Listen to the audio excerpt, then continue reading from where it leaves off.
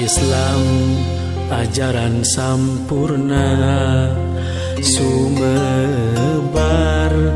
kasa kuliah dunya ku Rasul sareng sahabat dilajeng para khalifah waktos harita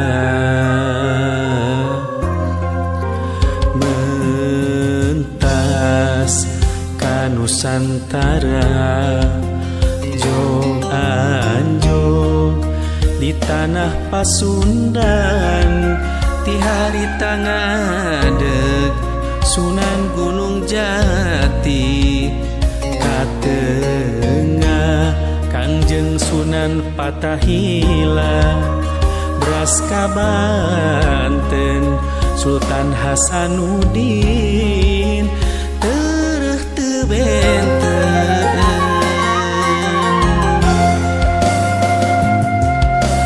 jejak khilafah di Tatar Sunda paninggalan anu moal sirna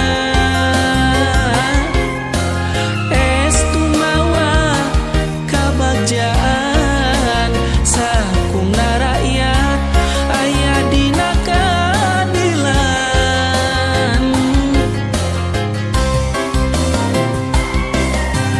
jejak khilafah di Tatar Sunda janten saksi sinatria di medan perang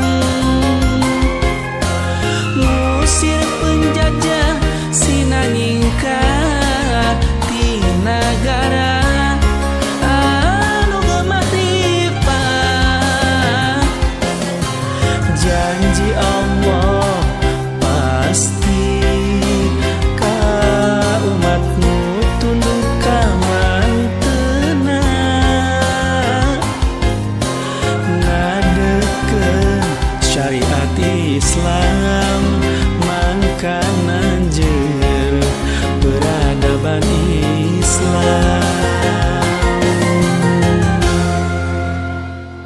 Sharifuddin Sunan Gunung Jati mengerahkan bala tentaranya pasukan kaum muslim yang dipimpin oleh menantunya yaitu Fadilah Azbatkan yang kita kenal sebagai Fatahillah. Jadi hubungan-hubungan itu yang memperkuat antara Kesultanan Turki Utsmani dengan kesultanan-kesultanan di Nusantara, termasuk di Sunda. Itu jelas faktanya di Banten. Tatar Sunda itu pernah secara utuh itu masuk pada wilayah Khilafah Utsmaniyah secara resmi.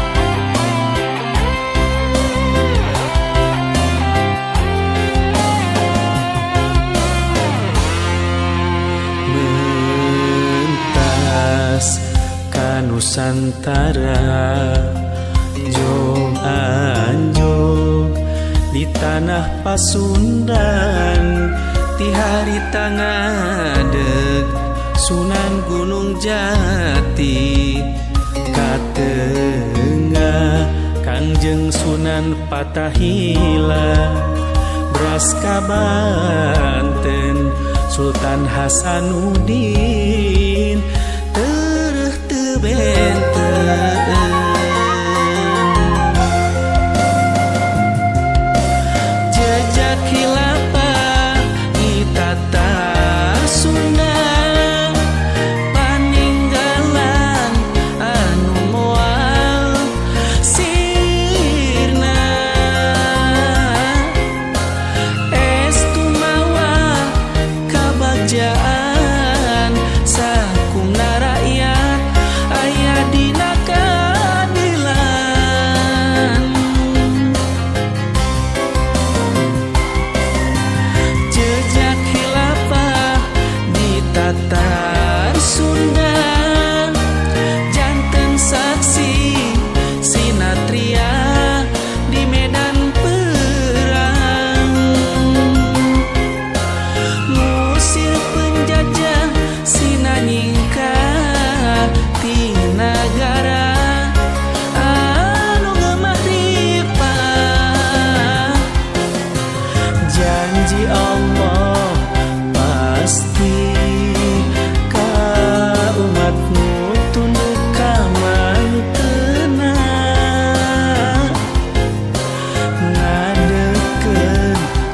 masyarakat Islam makanan jeung peradaban Islam.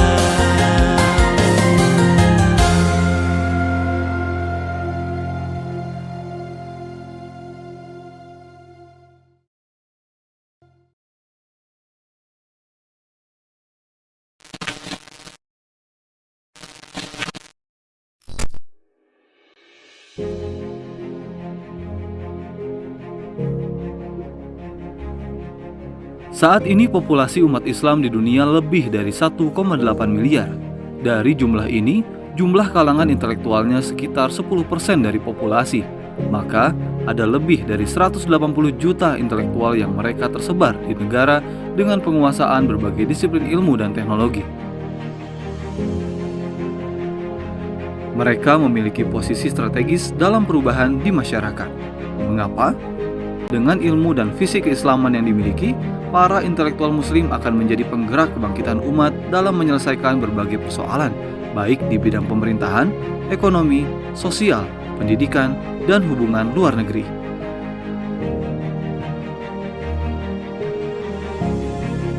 Sungguh, Islam telah memberikan arah untuk apa sebenarnya sains dan teknologi itu ada.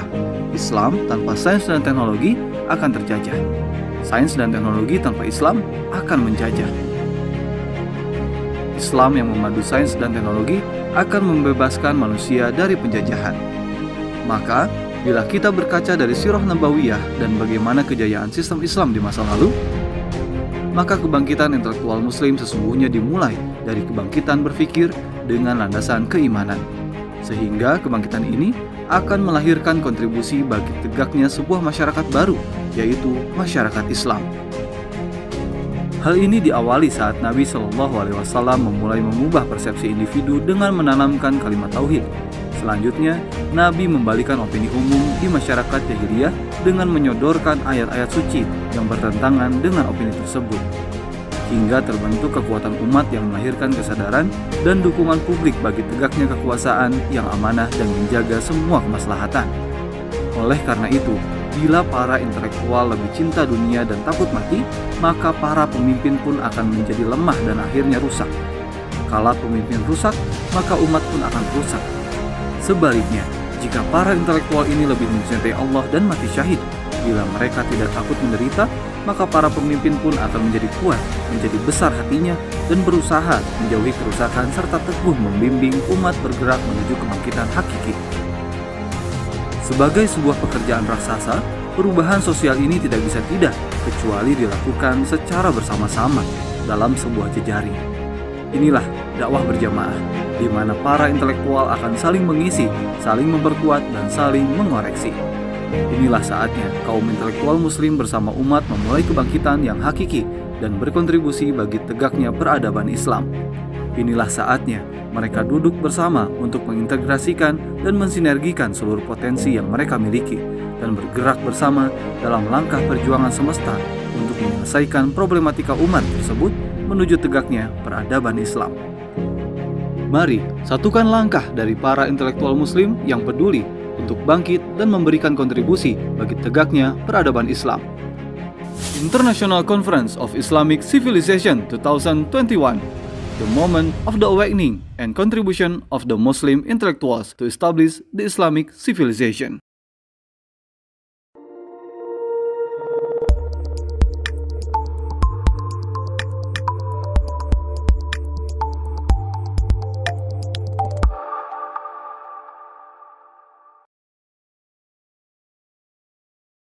Assalamualaikum warahmatullahi wabarakatuh. Alhamdulillahilladzi arsala rasulahu bil huda wa dinil haq liyuzhirahu 'ala dini kullihi wa kafa billahi syahida.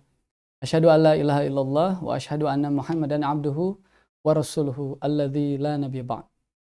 Your Honor, respected presenters and participants, distinguished guests in the Zoom meeting room as well as in YouTube channel, both in HILMI TV and also Royah TV, ladies and gentlemen, all praises be to Allah, the most gracious, the most merciful, for all the blessings that He has bestowed upon us. May peace be upon our beloved Prophet Muhammad sallallahu alaihi wasallam and his companions for all of his struggles, teachings, and helps in the day of judgment, inshallah. Alhamdulillah, we can still gather around on this historic event, the day when we prove that we are not merely intellectuals looking for credits, sitting on the chair doing paperwork, waiting for publication, and nailed it to succeed in our career, but rather asking ourselves, after all the privileges of knowledge and limited access of education, what is it to people and what is it to our religion? Welcome back to all of you to our second day of the first International Conference of Islamic Civilization 2021. Unfortunately and internationally, we see that the pandemic has only allowed us to meet virtually through a Zoom meeting like this, and also through a live streaming on YouTube. And may Allah uplift this virus and also our degree in His side.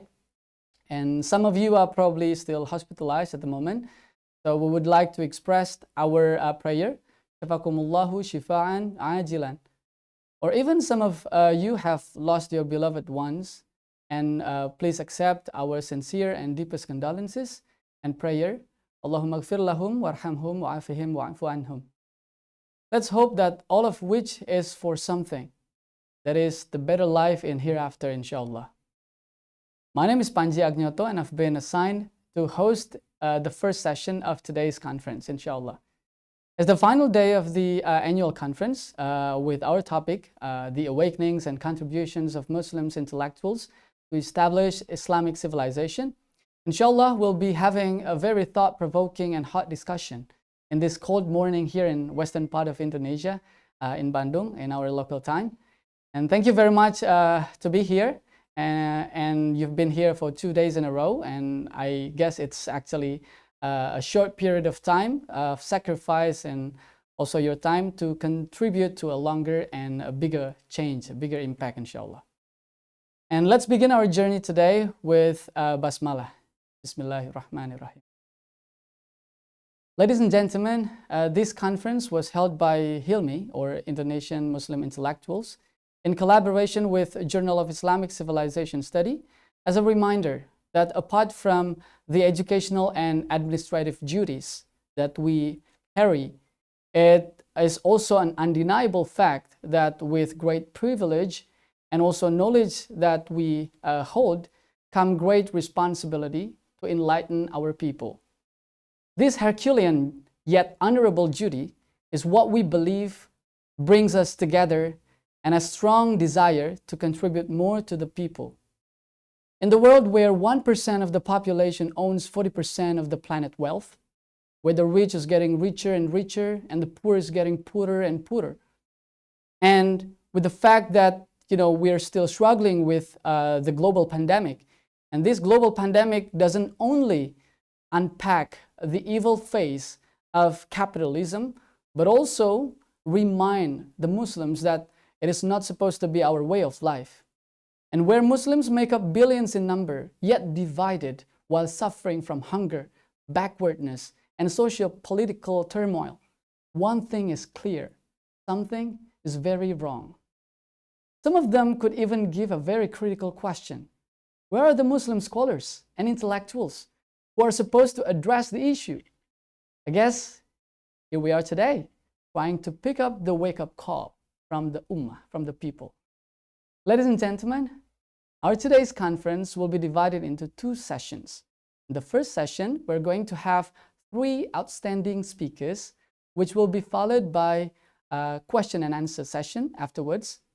You can participate in the discussion by writing down on the chat box here in the Zoom meeting.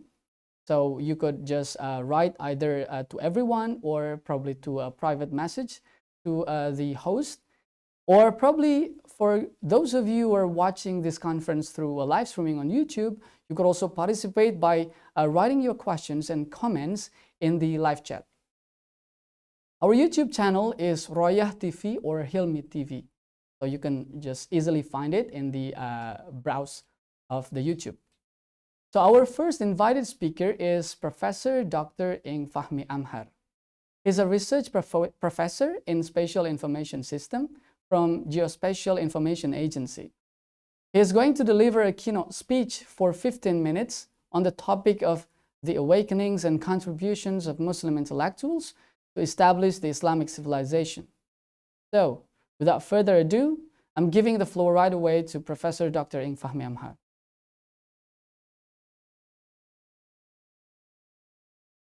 I'm sorry, your sound is still muted, Professor. Okay, good. Bismillahirrahmanirrahim. Assalamualaikum warahmatullahi wabarakatuh. Waalaikumsalam warahmatullahi. Alhamdulillahirabbil alamin wassalatu wassalamu ala asrofil anbiya'i wal mursalin wa ala alihi wa sahbihi ajma'in amma ba'du. Thank you, Mr. Chairman, for the times. I will share screen my presentations. Okay.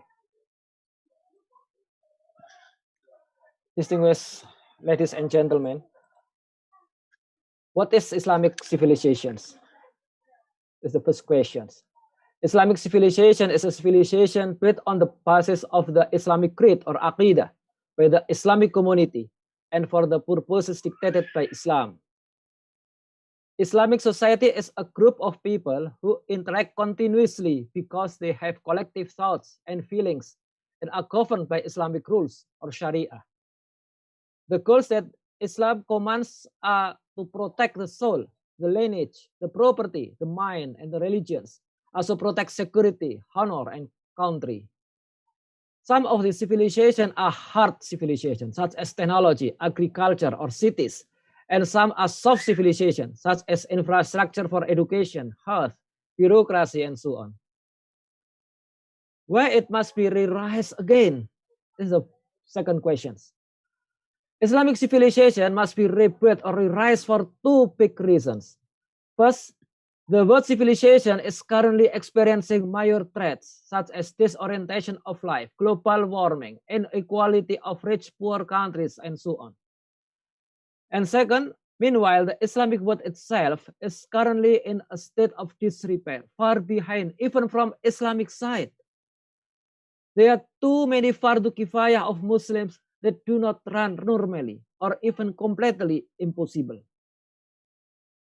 And who are Muslim intellectuals?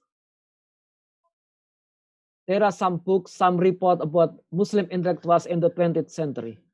But the question, are they really Muslim intellectuals? There are Muslims who have an education above the population average and are generally highly educated and care about the problem of the Ummah. The population of Muslims in the world is currently estimated at more than 1.7 billion people. Some said 1.8 billion people. The inaccuracy is because some Muslims live in non-Islamic countries, like in India. We are not sure if India has 200 million or 300 million Muslims from 1.3 or 1.4 billion people there. Only 1.4 billion are in member countries of the Organization of Islamic Cooperation or OIC. Of this number, the estimate that has completed tertiary education or universities is 6.8%. I have calculated again, not 10%. I'm sorry. Yeah. Okay. Meaning there are more than 116 million. Yeah. And if we very strict count that only in OIC member state, the number of this scholar is more than 89 million people. If only 10% of this number were people who care about the problems of the Ummah and wanted to find a solution in Islam, then there would around be 9 million people who are ready to fight. We are so pessimistic, let's say 1%, then it is about 1 million people. Large enough. Yeah. These are those who deserve to be called Muslim intellectuals, namely scholars who care about the fate of Muslims and want to explore Islamic solutions. Why Muslim intellectuals must contribute?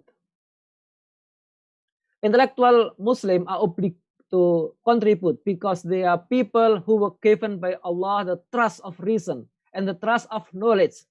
So they have a greater responsibility. They are role model for the people, opinion makers in the community, and also policy makers follow their considerations. So as an academician, after ordering a Muslim to study the universe, in Quran we read, "Afala yanzuruna ilal ibili kaifa khuliqat, wa ilas sama'i kaifa rufi'at, wa ilal jibali kaifa nusibat, wa ilal ardi kaifa sutiyat. Fadzakir innama anta mudzakir." Allah ordering a warning, "Fadzakir innama anta mudzakir, lasta alaihim bimusaitir."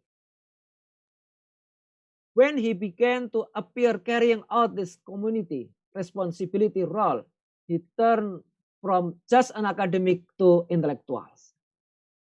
And so the responsibility make the differentiation between academician and intellectual. Muslim academicians who have felt called their responsibility towards these people then try to come up with solutions. However, the lack of context and paradigm makes them often dragged into vicious circle trap. This can start from the underlying assumptions about what the root of the problem really is. But of course, it doesn't matter if he feels he can only contribute something related to his competence. What was the contribution of Muslim intellectuals throughout the history of Islamic civilization? We know we have a history of the Islamic Golden Age in the era of Abbasid or Ottoman. Throughout history, these Muslim intellectuals have made three kinds of contributions. First, as an inspiration, they can look at problem with clarity of heart, or sometimes find inspiration in a verse or hadith. These inspirators will become the teachers of the people. Second, as guardian of the scientific method, they keep the opinions that are brought to the public are kept true. And third, as a guardian of the application of science and technology to be applied responsibly or shari, it is also a reminder when rulers and society ignore science. The search of contribution of Muslim scholars throughout the history of Islamic civilization should not be trapped in nostalgism. Many Muslims think that modern science and technology today is just a copy of the golden era of Islam. Then the historian conspire to hide it. This is certainly a naive prejudice and a vile accusation. The truth is, if we consider science and technology today to have 1,000 parts, then the contribution of scientists from the golden age of Islam is 100 parts, while previous civilization of Greece, Egypt, Persia, India, and China, the old China, have 10 parts, and from the prehistoric era, 1 part. Today, this illustrates the low contribution of the Islamic world to modern science. Compared to people from other worlds, countries where the majority of the population is not Muslim, the contribution of the Islamic world indeed is very low. Calculated from the number of Nobel Prize winners in science, namely physics, chemistry, and medicine, the contribution of Muslims is less than 1%. The majority are Christian, Jewish, or even atheists or agnostics. Unfortunately, today, Islamic world is similar to Europe in its dark age. The group of religious anti-science came to the fore. They are not only hostile to modern things that are actually scientific, such as concept of round earth or vaccinations, but they even judged Muslim scientists in the past. Most, if not all, were even labeled heretic philosophers, deviating from the Quran and blaspheming religions, or even infidels. This is a poster of this that I found. If we follow the way of thinking in this group, then the pride of Muslims for various achievements in the field of science in the past is gone. For this group, the achievement of the Caliphate were measured by the spirit of monotheism alone, not by the achievement of Futuhat, even though it was the conquest of Constantinople, which became the prophet predictions. Moreover, the achievement of science and prosperity. What are the strategic steps for the awakening and to establish Islamic civilizations? Something that is Ummah is slumped because it is weak in science and technology. Therefore, they focus on mastering the technology, building institutions to achieve technological excellence, or sending Muslim children to study technology to developed countries. Was this effort successful? How many Muslim scholars have mastered high technology? We understand little the history of the Prophet in the framework of seeking inspiration, how to awaken the Ummah fundamentally. As a result, we fail to say what is missing in the body of this Ummah, so that they are so slumped in the international arena. Even though they still feel they have the same God, the same Prophet, the same book, and the same Qibla, the missing is the same application of Islam. The first is to strengthen their aqidah, use critical and rational thinking. It is very rooted in our aqidah. The second, hone their knowledge so that they are proficient in tracing information. Third, sharpen the creative instinct to read nature so they can create quality works as intellectuals. When we take an example, Salah is an obligation for every single Muslim. But there are so much technology appear from this Salah. Yeah. And the technology is fardu kifayah. From compass, from hour, from wudu, yeah, from mosque, and from architecture. Yeah. Fourth, expand the network to gain wisdom from anywhere. Strengthen collective work to hone love, care for each other. Fifth, strengthen their spirituality to dare to speak the truth, so they are brave enough to face bigger challenges. Six, intensify contacts with policy makers and at the same time expand effort to educate the people. And seven, influencing the nodes of power to fundamentally change Islamic society, both from their thoughts, feelings, and regulation applied to them by upholding Islamic law in a country. And what is the contribution of Muslim intellectuals now? This is the time for intellectuals to break the vicious circle.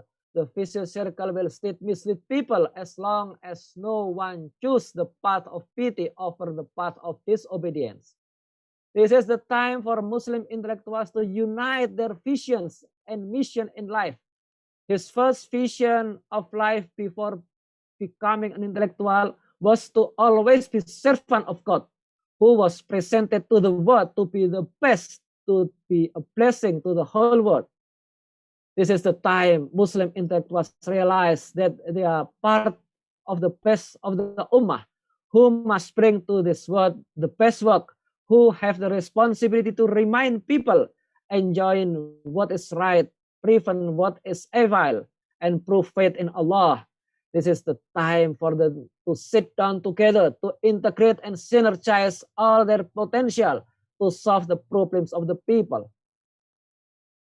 They will produce scientific work or intellectual properties that emanates from the Islamic Aqidah, which are real for the solution of the problem of the people, both technical and political, economic, social, and legal. They will build a network of intellectual Muslims from various circles who care about the people. They will make contact with opinion-forming figures in the community as well as decision makers, and they will educate and advocate for the Ummah so that they can influence and can broad support in society. Until the time comes, the Islamic community will stand in the same collective thoughts and feelings, as well as the regulation imposed by the state. On such a society, the Islamic civilization will rise again.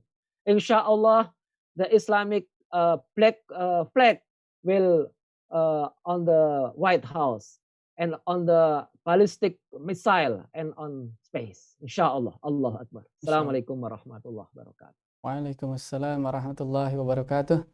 Thank you very much to Professor Dr. Fahmy Amhar for pointing out fruitful ideas regarding the role and contributions that we as intellectuals can give to society. That was indeed a reflective question and yet critical. We have to ponder for how many more casualties should occur as the status quo remains. This topic, I guess, is worth discussing in further later in the discussion in a Q&A session. So stay tuned as Professor Dr. Fahmy Amhar will be back on stage in the Q&A session. Okay, moving on to our second invited speaker, we will have Professor Dr. Sharifuddin bin Muhammad Zein. He's a full professor in Faculty of Science, University of Malaya, Kuala Lumpur. He's an expert in computational chemistry, chemometrics, and computers in chemical education. He holds a PhD from University of London, UK, and also a Bachelor of Science from Imperial College of Science, Technology and Medicine, also in UK. He's going to deliver a 15-minute talk on the contribution of science for Islamic civilization.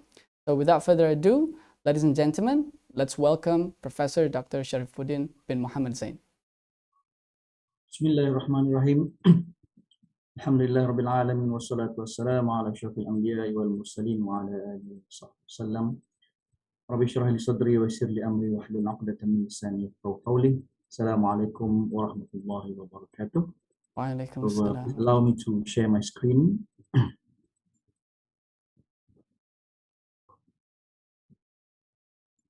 Okay.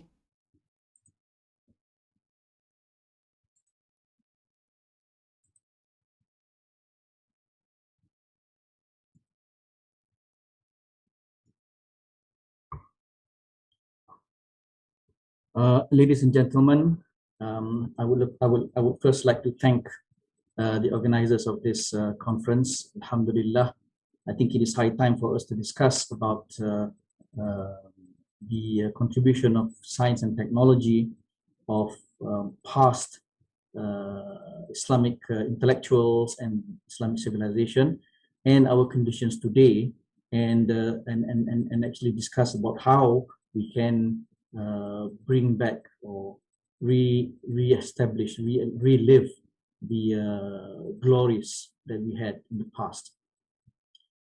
So Islam is a dynamic way of life, where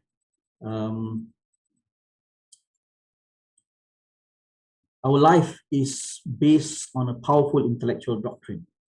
Our aqidah is developed on this framework, the framework of a powerful intellectual doctrine.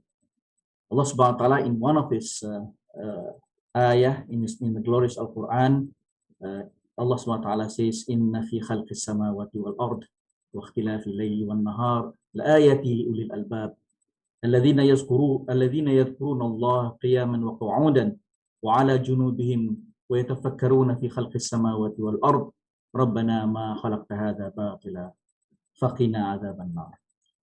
Allah subhanahu wa ta'ala puts the Muslims, they are akin to people who think. So in the creations of heavens and earth and the alternation of the day and the night, these are signs for those who understand. Ulil albab. And who are the ulil albab? They are those who remember Allah subhanahu wa ta'ala in all situations of life, and yatafakkaruna fi khalqis samawati wal ard. They are the ones who think about the creations of the heavens and earth. And after thinking about the creations of the heavens and earth, they connect it with the aqidah, with their aqidah. And they say, Rabbana ma khalaqta hadha batila. Oh Allah, you did not create all this creation that we observe and we study aimlessly. Faqina azab an-nar. Thus, free us, protect us from the punishment of fire. Now, this is one of the ayah that actually gives motivation to Muslims, that makes Islam a dynamic way of life. And the aqidah of Islam is not something that comes from our parents or our ancestors. It is based on a powerful intellectual doctrine. Allah subhanahu wa ta'ala, the creator of the universe, pushes us to think about the world in order to come to a conclusion that Allah subhanahu wa ta'ala exists. Islam calls upon us to ponder on the profound nature of the universe. And this is the basis upon which the Islamic civilization was built. You can actually discuss long, until the cow comes home, about the development of science and technology during the Islamic civilization, the golden age, as the West calls it. and talk about different aspects. But at the end of the day, it goes down to the most basic thing, which is Islam motivates us to think about the nature of the universe in order to prove that Allah exists, in order to do ibadah to Him. Yeah, and that is the thing that pushes Muslim, which later on makes Muslims to be at the forefront of everything, including the development of science and technology. And history, it is a historical fact, if we were to study it deeply, that most scientific development that we see, yeah, were achieved under Islam, not when Islam was forcefully removed from their lives. In fact, when Islam was forcefully removed from their lives, when the fall of the Khilafah in 1924 occurred, you know, Muslims start to break up into 50 different states. We see the development of science and technology in Islam just goes down the drain. Yeah? So this is historical fact. Now the question is why? Why is the Islamic world experiencing a decline in the field of science and technology? So this is something that we have to actually think about, understand the reasons, and work towards changing it, because that is the only way. You want to change something, you have to really understand what is the real reason behind that change. So what went wrong? I'm just going to go through some statistics. I know that Prof. Fahmy has gone through some of the statistics just to show us where we are at the moment and make us realize that actually we are very, very far behind. If we look at some of the statistics here, out of the 57 members of OIC countries, with a quarter of the world population, we only contribute 2.4% of the world total expenditure on research and development. 2.4%. Yeah. And as far as the researchers per million is concerned, how many there are, you know, how many researchers are there per million of population, we are below the average, which is at 457. Yeah, compared to the average of 1,549 researchers. Yeah. OIC member countries account for only 1.7% of the global patent filings. Yeah. As far as university is concerned, we have 1,900 universities in OIC countries. There's only one university, which is University of Malaya, which is at the top 100 QS. And this is the QS university ranking. There are other university rankings where University of Malaya is not even in the first 100. Yeah.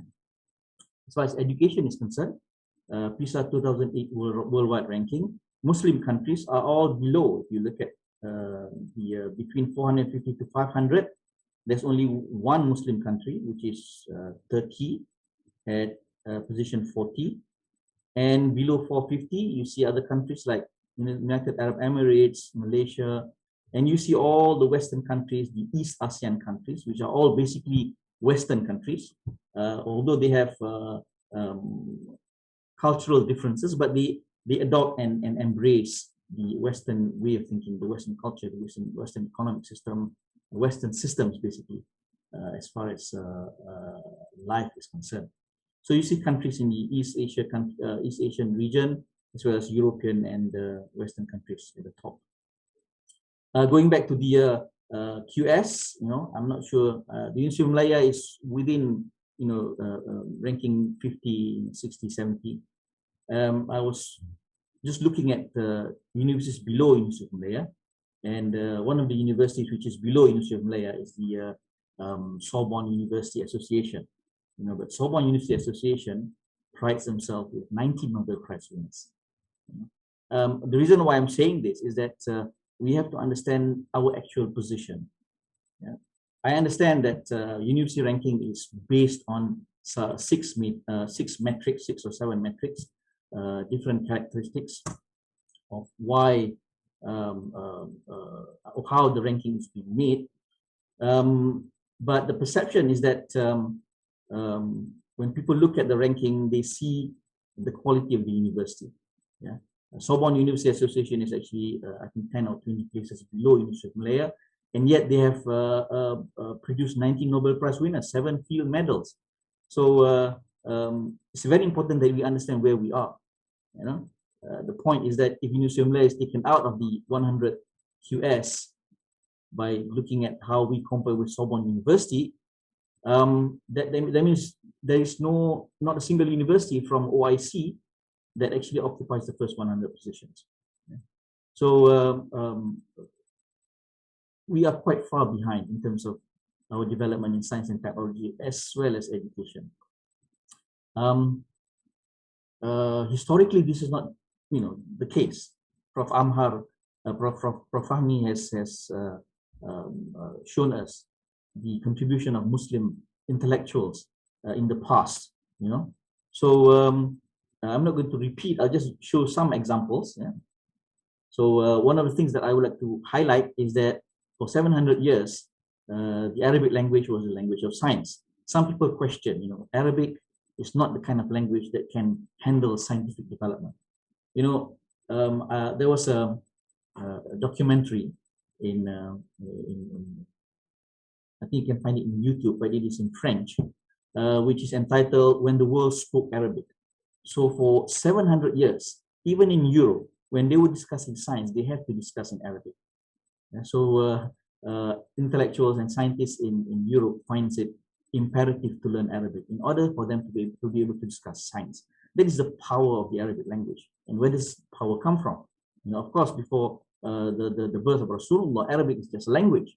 But when it is the language moves together with the ideological strength of Islam, Arabic language becomes the language of science for 700 years. Okay, and of course you see so many other scientists of the Muslim world that played a huge role in making or in building the Islamic civilization.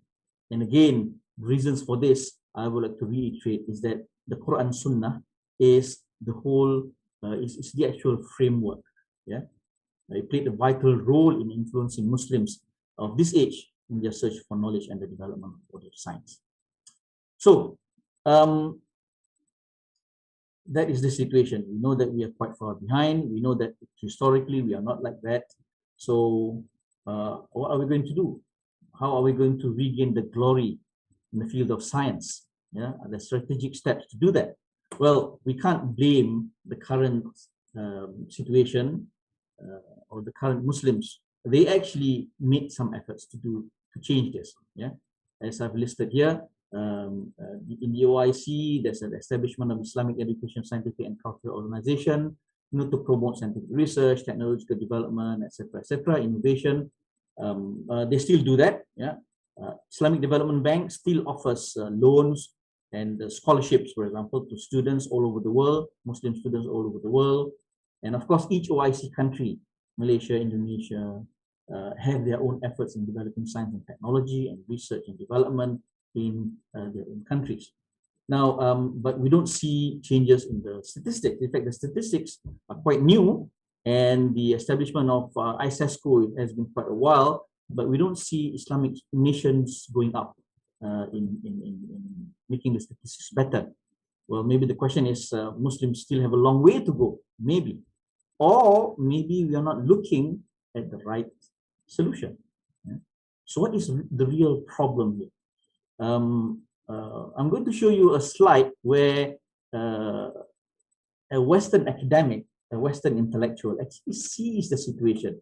They understood, they are cognizant of certain aspects of the Islamic civilization that makes science and technology to become, well, I would say, one of the strongest bases of the development of the civilization.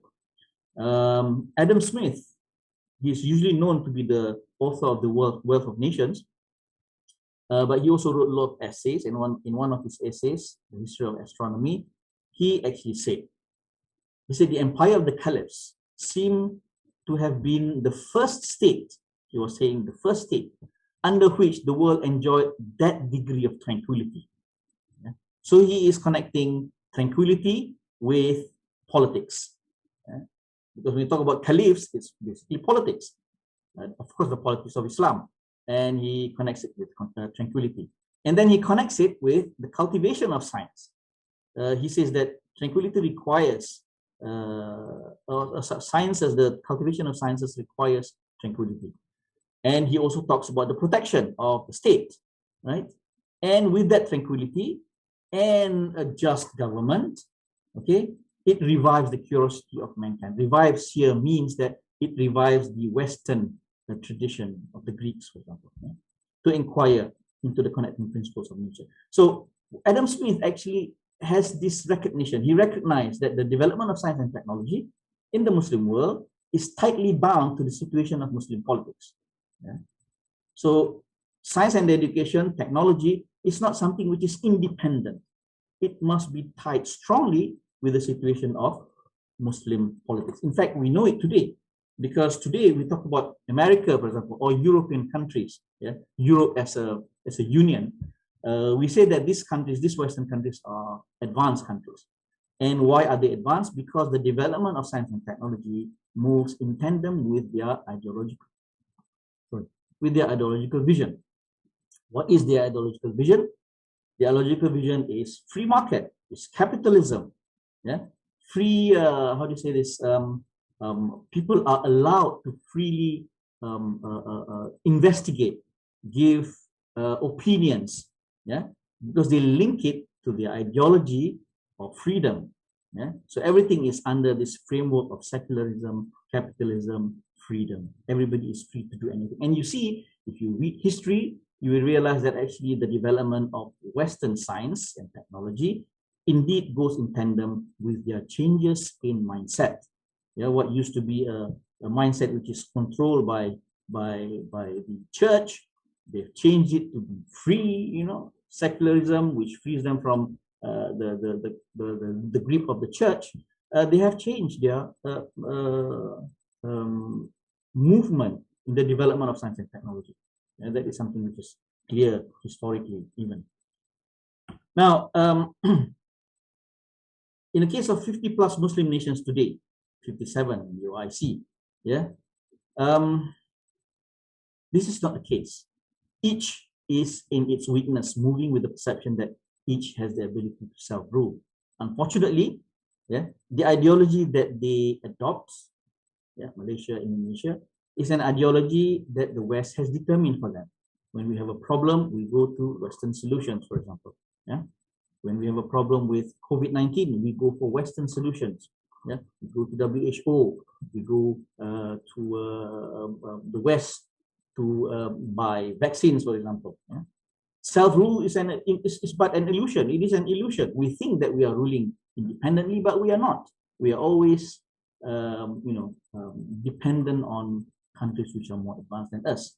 In fact, the worst thing is that any decent human endeavor, including science and technology, it falters. It is destroyed within the framework of national economy, nationalism, dictated by Western ideas. Yeah, I'd like to give one simple example. I'm taking time actually, but one simple example. The case of Malaysia, we have the first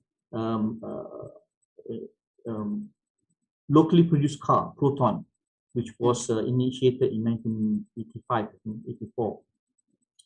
It was a good idea because the idea is to make Malaysia independent in terms of production of cars. But unfortunately today, 50%, nearly 50%, 49% of the share is owned by a Chinese company from China. Because the endeavor is not based on independence, it's not based on an ideology. It is based on national interest. It is based on economy, which is dictated by Western ideals. So we think more about, for example, external investments, yeah, foreign investments into our country, higher than being independent in terms of our ability to do independent industrialization or research. So this is the case of a lot of Muslim countries. Yeah? How do we do it? How do we actually change the situation? We understand that Islam is the framework of the motion of or the development of science and technology, and we know that the framework that we have now in Muslim countries is not an Islamic framework. If we were to be able to break the chains of nationalism, of capitalism, and move to the true ideology of Islam, I'm sure the Islamic nations can and will be able to be at the forefront. Yeah? So are there ways to do it? Well, I can't list down everything, but I can think of twofold strategy. One is a macro effort, which is basically the political effort, and the other one is a micro effort, which can be done by individuals or groups of individuals. Yeah. So of course, the micro effort is focused, a concerted effort to re-establish Islam under an ideological state. Yeah. It has to be that. Yeah. It cannot be like what we have today, separate national states where each and everyone is feeling that they have the right to self-rule, whereas it doesn't bring them anywhere. So it has to be a concerted effort to re-establish Islam under an ideological state. And there has to be a continuous effort to break away from the chains of nationalism, especially in the development of science and technology, by always thinking and acting as an ummah. If we think and act as a state, Malaysia, Indonesia thinks independently. Yeah, Indonesia trying to save its national interest. Malaysia trying to save its national interest. In Pakistan trying to save its national interest. Each of us will be going, in different ways, different directions, yeah? And that doesn't work. So there has to be a continuous effort. Of course, the first effort, the focused, concerted effort to re-establish Islam under an ideological state, it has to come together with this, yeah, continuous effort to break away from the chains of nationalism. And as the individuals of the ummah, groups of the ummah, we have to encourage, we have to do da'wah, we have to push leaders of Muslim nations to focus on serious scientific and technological relationship with each other in the name of Islamic brotherhood. Yeah? Today, when we have a relationship, say for example, a university in Malaysia and a university in Indonesia have a relationship, it is still based on, or it is based on a framework which is not Islamic brotherhood. Yeah? We still work with, say for example, University of Malaya has a relationship with Padjadjaran University. It is not based on Islamic brotherhood. It is still based on, well, we are doing some research, independent. Well, it's not really research because we are thinking about the Muslim Ummah, but there's a grant. It's a matching grant. For example, University of Malaya has one part of the work, Padjadjaran has one part of the work. Let's join together, and that's it. When the research is finished, that's it. We don't have that kind of relationship anymore. Maybe when there's another grant, then we can do it again. But it's not based on Islamic brotherhood. It's not in the name of Islamic brotherhood. These are three. There are many, of course. You can sit down and discuss about this. The micro efforts as individuals and as groups, we should spend efforts on da'wah to assert that Islam is a single way of life and cannot be dichotomized. What I mean is that today, in many countries, in Indonesia, in Malaysia, we can see that it's happening. People think about Islam as separate things, like for example, ustaz. Islam belongs to the ustaz, asatiza, and science belongs to the researchers, scientists. Yeah, so it should be together. Okay, a single way of life. Those involved in education should innovate in the teaching and learning process to exemplify science education as an integral part of Islamic education. Yeah, so Islamic education includes everything. Hafiz, tahfizul Quran, learning ahadith, all the diniyah subjects, they are actually together with all the other scientific and mathematical and technological subjects. Yeah, because if you think of the past scientists, we have scientists who are polymaths. They know they are hafzul Quran, and at the same time they are good scientists. Yeah? Researchers should work for serious, strong, and persistent inter-Muslim nation scientific technology collaboration. Serious, based on in the name of Islamic brotherhood. Okay. So the reason for our forefathers' scientific, technological, and cultural explosion is Islam, an ideology that forms the framework where matters of the world and hereafter are based upon. That is the reason for our forefathers' technological explosion, scientific and technological explosion. It's Islam as a basis. Yeah. So if we re-establish this ideology and we make this ideology as the basis upon which everything is run, then inshallah we will regain the glorified position of being the best ummah. Kuntum khaira ummah ukhrijat linnas ta'muruna bil ma'ruf wa tanhauna 'anil munkar wa tu'minuna billah. Assalamualaikum warahmatullahi wabarakatuh. Thank you very much. Waalaikumsalam warahmatullahi wabarakatuh.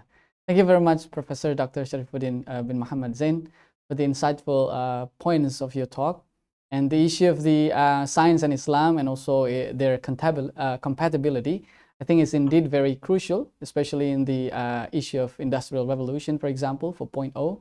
Inshallah, Professor Dr. Sharifuddin bin Muhammad Zein is going back for you in the discussion, so don't worry. Should you have any issues to raise, you could actually just write in the chat box below. Okay, moving on. Our third speaker is an associate professor, Professor Dr. Fahmy Lukman. He's an associate professor in Arabic linguistics from Universitas Padjadjaran. He was once a diplomat as an education and cultural attaché for Indonesian embassy in Egypt and also in the Philippines. He's going to give a 15-minute talk on the issue of Islam and current political issues in Indonesia, a linguistic perspective. So without further ado, please make him welcome, Associate Professor Dr. Fahmy Lukman. Thank you, Chairman. Assalamualaikum warahmatullahi wabarakatuh. Waalaikumsalam. Thank you. I'm very happy that we can meet in this room to discuss the condition of Muslim and the various problems that occur. We work together to offer solution, inshallah, to problem that occurred with Islam. I believe Islam is the solution to Ummah.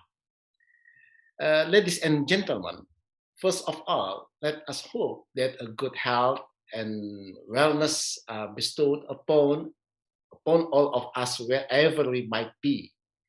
Indonesia and the rest of the world are in the storm of COVID-19 with its various variants, so we must survive and get out of this storm safely. May Allah subhanahu wa ta'ala help us. In this opportunity, through this virtual conference, I would like to highlight several key points with regard to the title Islam and Current Political Issues in Indonesia, a linguistic perspective. I will touch upon the above context about Islam with some current political issues in Indonesia from a linguistic perspective. There are three important points that will be presented on this occasion, namely the issue of freedom of speech, which gave a rise to hate speech and toxic language as a consequence of the democratization liberalization process in Indonesia. The issue of democracy as a political idea and the term radical, intolerance, extreme, fundamentalist, anti-pluralism, anti-democracy, and terrorism as a negative stigma attached to critical groups in Indonesia. Ladies and gentlemen, we all know that linguistics as a study of language has experienced significant development along with the development of human social milieux. Language itself cannot be separated from human life, such as education, politics, economy, culture, religion, and so on. In the context of political discourse, for example, language is a medium to influence people's mind in political campaign. The discourse of language studies appear in the lingual phenomena, and the phenomena is various socio-cultural and political practices. This discourse is increasingly widespread with the study of discourse, with emphasis lingual aspect as its main object. The lingual aspect that are used practically become interesting focus in the scope of critical discourse studies. Sociolinguists argue that social relation between interlocutor influence linguistic choices. As Gregory and Carroll mentioned, the relationship a user has with his audience or recipient is a situational factor involved in the tenor of discourse. To bring this topic into the table, I focus on the linguistic perspective as I'm worried that his nation is somehow in the brink of division and collapse, starting from the issue of language use one way or another.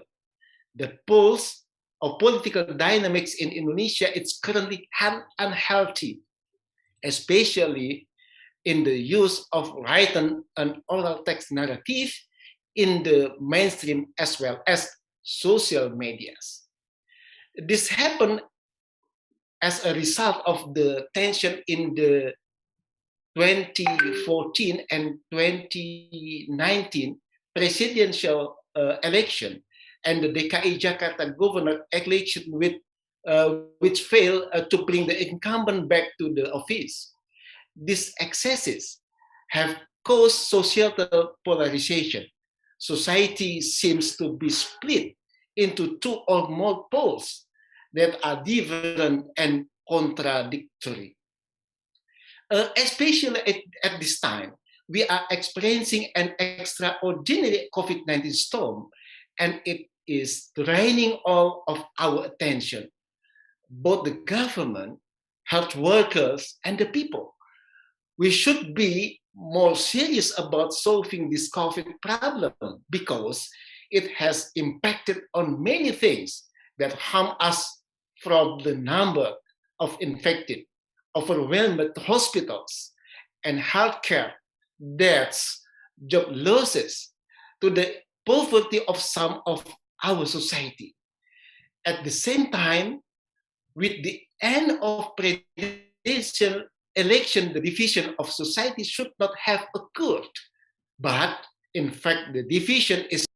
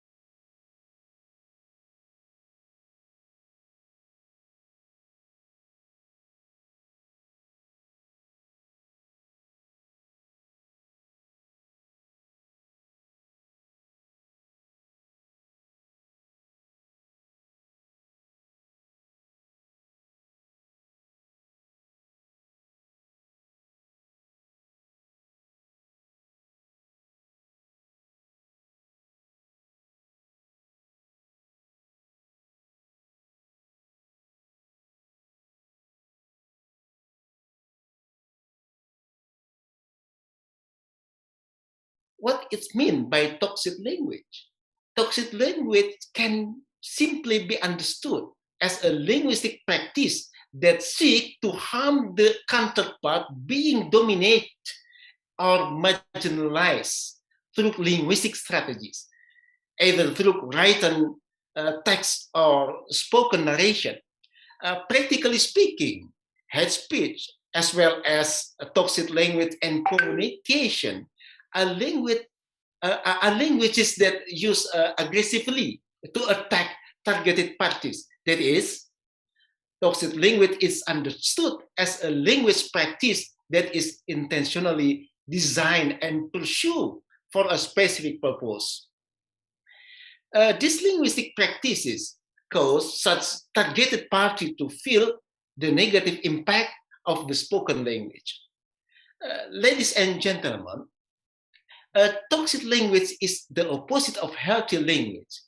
This kind of linguistic practice will have a serious impact on those who hear, read, and see it. The impact produces various ranging from mild, such as feeling ashamed and losing self-confidence, to severe ones like character assassination, which has an impact on trauma and decrease in self-image.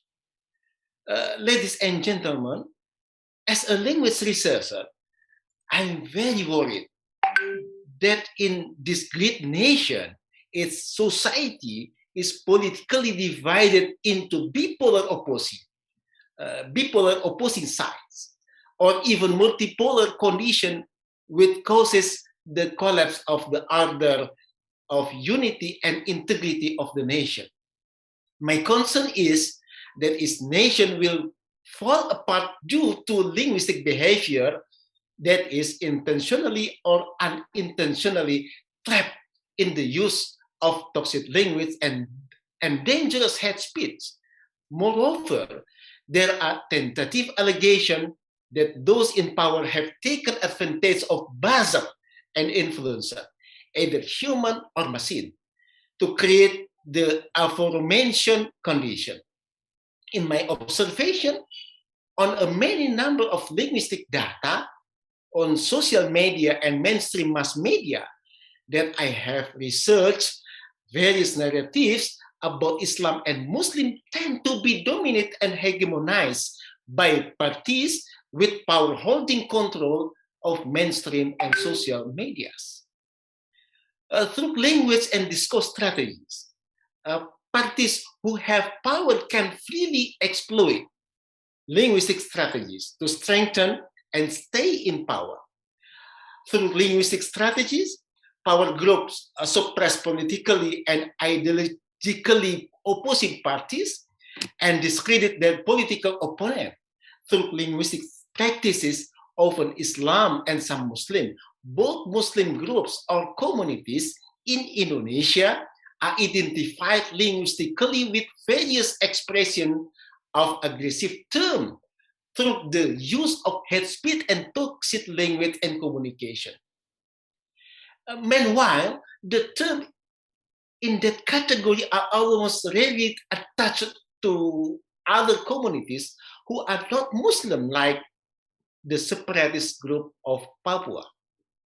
Hate speech and toxic language and communication use include the term radical, intolerant, right-wing extremist, fundamentalist, anti-pluralism, undemocratic, are biased in an offensive and aggressive ways, and as opposed to Islamic archipelago, Islam Nusantara, or desert lizard. It means kadrun, kadal gurun, and culminates in terrorists. Those labels are addressed to personal, to communal, or a group of Muslims who are politically critical to those in power. In another aspect, there is a number of these words that are aimed at the teaching of Islamic religion, so that the term radical Islam, scripturalist Islam gain the floor. They also attack with a negative image of Islam, demonizing Islamic teaching about jihad, hijab, lifting pants above the ankles. It means celana cingkrang, births, polygamy, Sharia, the concept of the state of in Islam, whipping, rajam, stoning to the death, qisas, that penalty for the perpetrators of murder, diligently reading the Quran and going to the mosque as radical seeds, good-looking men who memorize the Quran as exposed to radical, all of these aspects are accused of being old-fashioned, going backward in time, ancient, not open, arrogant, Arabized. Ladies and gentlemen, in relation to this, there is a demonization and vilification of Islamic teaching, which give a rise to anxiety and fear of expressing and discussing them. Whereas the teaching of Islam is a way for peace, prosperity, equality, friendliness, justice, and tolerance with other religions under the spirit of Islam as rahmatan lil alamin. Wa ma arsalnaka illa rahmatan lil alamin. Islam is a merciful earth. The differences are rooted in the different approaches to understanding them. This distinction should not be the center of the tension between secularists and Muslim. In this regard, there must be a breadth of a dialogue that is argumentative and respectful, so that it does not spread to the political realm. I agree with the opinion that tension and conflict, which often occur in a number of regions in Indonesia, are mostly caused by political actors and factors, not by religious ones. This is because the religious aspect, especially related to the theological ones, even though there are differences, is not the cause of the emergence of conflict. The reality of the relationship between people with different religion is relatively very safe and peaceful because the majority of interreligious people has long been harmoniously established.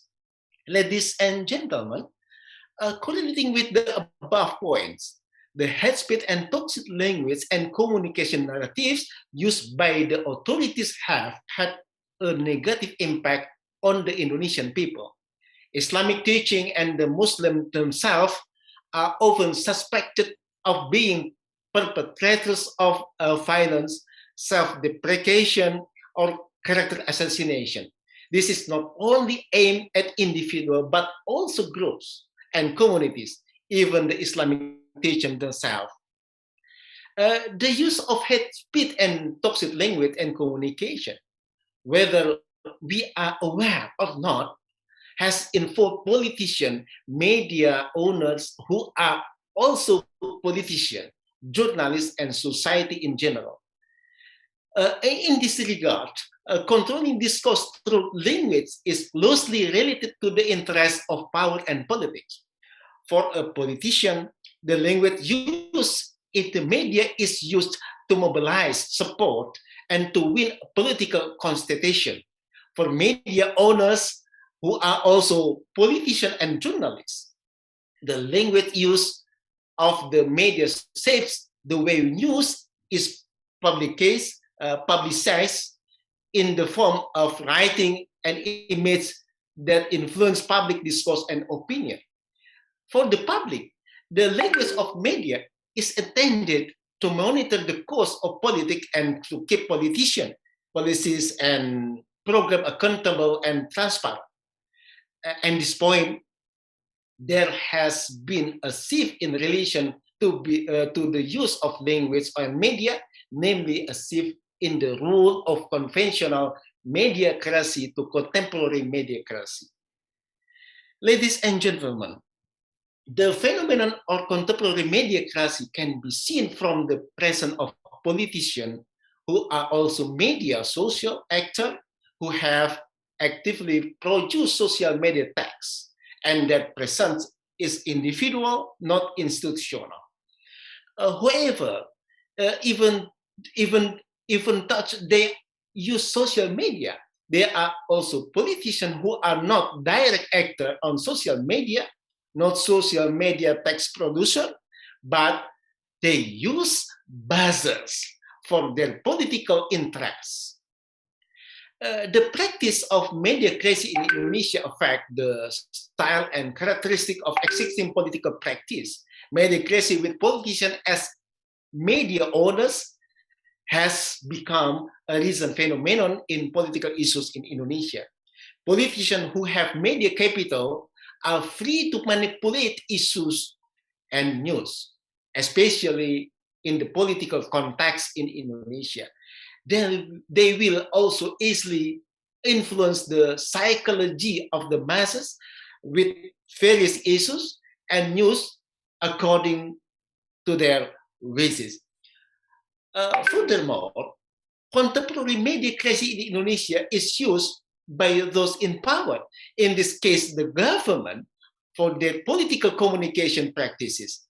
The government dominated by politicians who also have media capital uses the media, both conventional and social media, to manufacture the issues and news for their political interests and agendas.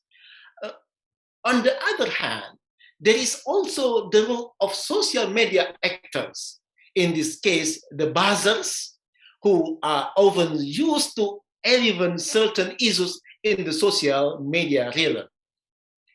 Mediocracy provides an opportunity for politicians to be able to easily control public opinion in Indonesia, which in turn ensures to play up issues when certain issues should be raised and when certain issues should be distracted.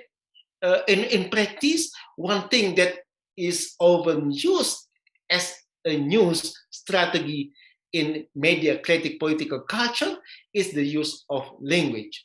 Language with its various strategies is often used to demonize and discredit other parties who seem to threaten the political interests of these politicians.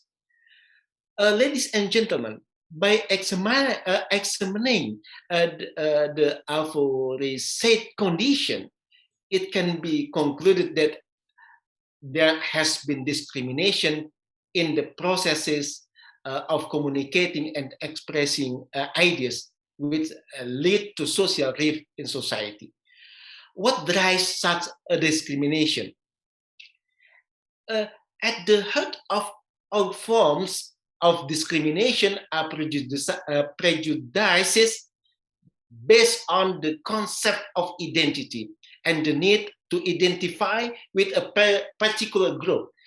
This can lead to division, hatred, and even dehumanization of others because they have different identities. In many parts of the world, the politics of pointing fingers and fear is the air. Intolerance, hatred, and discrimination cause bigger rift in society. The politics of fear separates people when leaders produce toxic rhetoric and blaming certain groups of people for social or economic problems. We often see governments in various countries trying to strengthen their power and status quo by openly justifying discrimination in the name of politics, morality, religion, or ideology. Discrimination is patronized in the national law, even when it violates international law. A certain group may even be viewed by authorities as more likely to commit crimes simply because of who they are. We must certainly prevent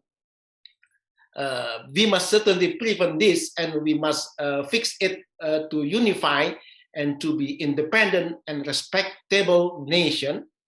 It is undoubtedly important for us to have rational dialogue and not the emotional one. To have a dialogue based on data, open for any arguments with respect and appreciating differences without suspicion. We, Indonesian, as civilized and honored people, will certainly be able to get through times of uncomfortable political condition like what is currently happening. Especially in the midst of struggle against the COVID-19 storm pandemic, we need to unite and let us stop fight for good, remove our prejudices about other and start by positive thought, politeness, and healthy words. Only then can we be united in Allah subhanahu wa ta'ala almighty grace. Inshallah, we are safe. Thank you. Assalamualaikum warahmatullahi wabarakatuh. Waalaikumsalam warahmatullahi wabarakatuh. Thank you very much to Associate Professor Dr. Fahmy Lukman for your insightful presentation. Now, ladies and gentlemen, it's time for you to participate in the discussion. If there are things need clarifying or issues for you to raise, you could either write your questions in a Zoom chat, or probably if you are watching this through YouTube live streaming, you could also write your questions in the live chat. Okay, so we have received a couple of questions for the three presenters. So the first question goes to Professor Dr. Fahmy Amhar. The first question was, you were presenting the picture, the snapshot of how glorious it was, our golden age in the past. But it seems that there's a big missing link with our today's situation. Like we tend to assume we are actually backward. We tend to think or see us as a pessimistic and also inferior perspective.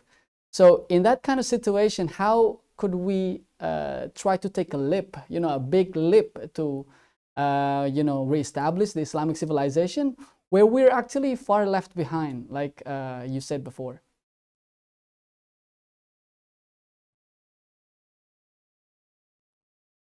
Yes. I'm afraid. Okay. Sorry. Okay, no worries. Yes, it is the responsibility of the Muslim intellectuals to educate the Ummah to have higher level of thinking. Yeah. And it is the responsibility of every single government of Islamic countries to set up good ecosystem to engrow a high level of thinking of the people. What I mean with Islamic, with good ecosystem is that endorse or empower the Muslim intellectuals to say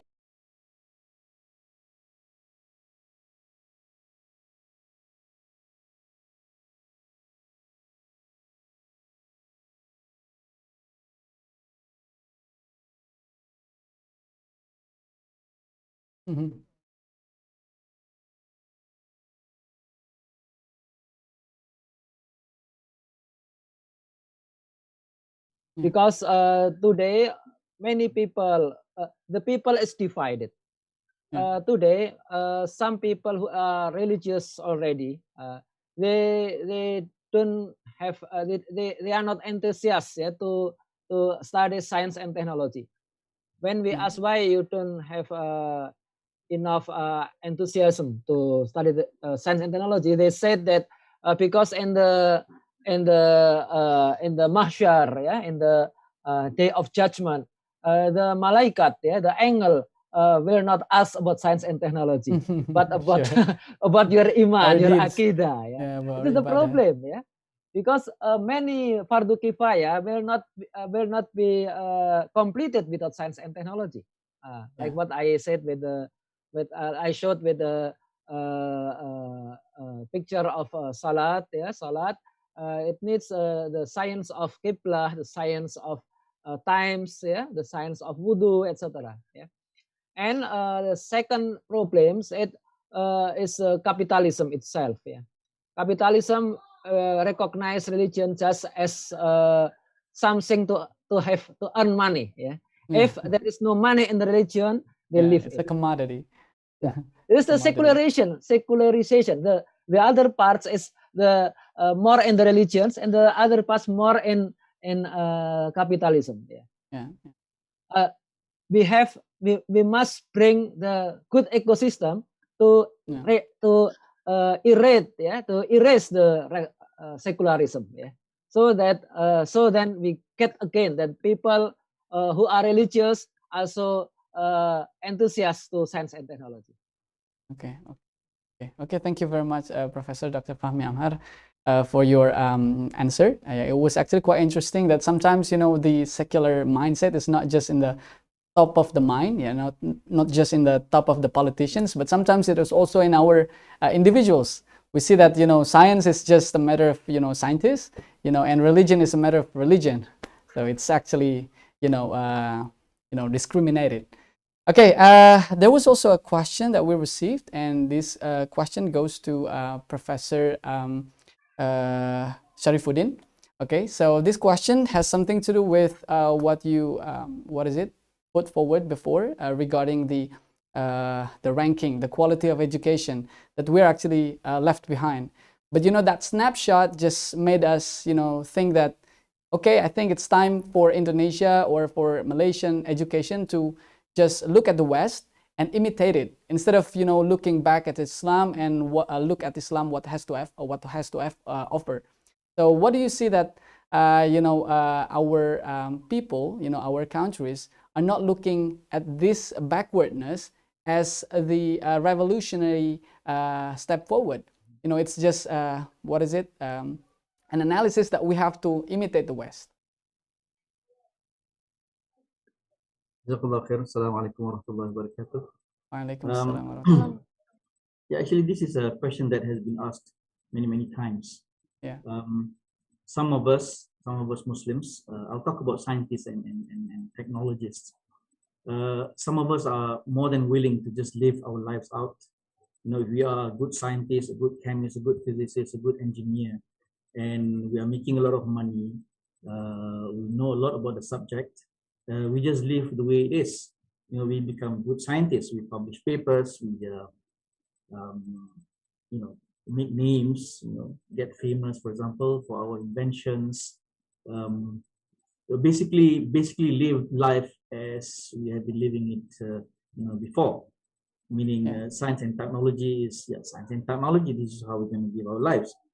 But for a Muslim who thinks, that is the reason why I've been showing some of the statistics, is to make us realize that actually as Muslims, it's not enough for us to just live our lives as good engineers or good scientists, good doctors, but we have this responsibility of bringing back the glories of what the West likes to say, the golden age of Islam. I mean, it is quite unfortunate that when we talk about the golden age of Islam, we see a lot of unbelievable advances. There is a very good, I would suggest you to watch it, a very good series by the BBC, presented by Prof. What is his name?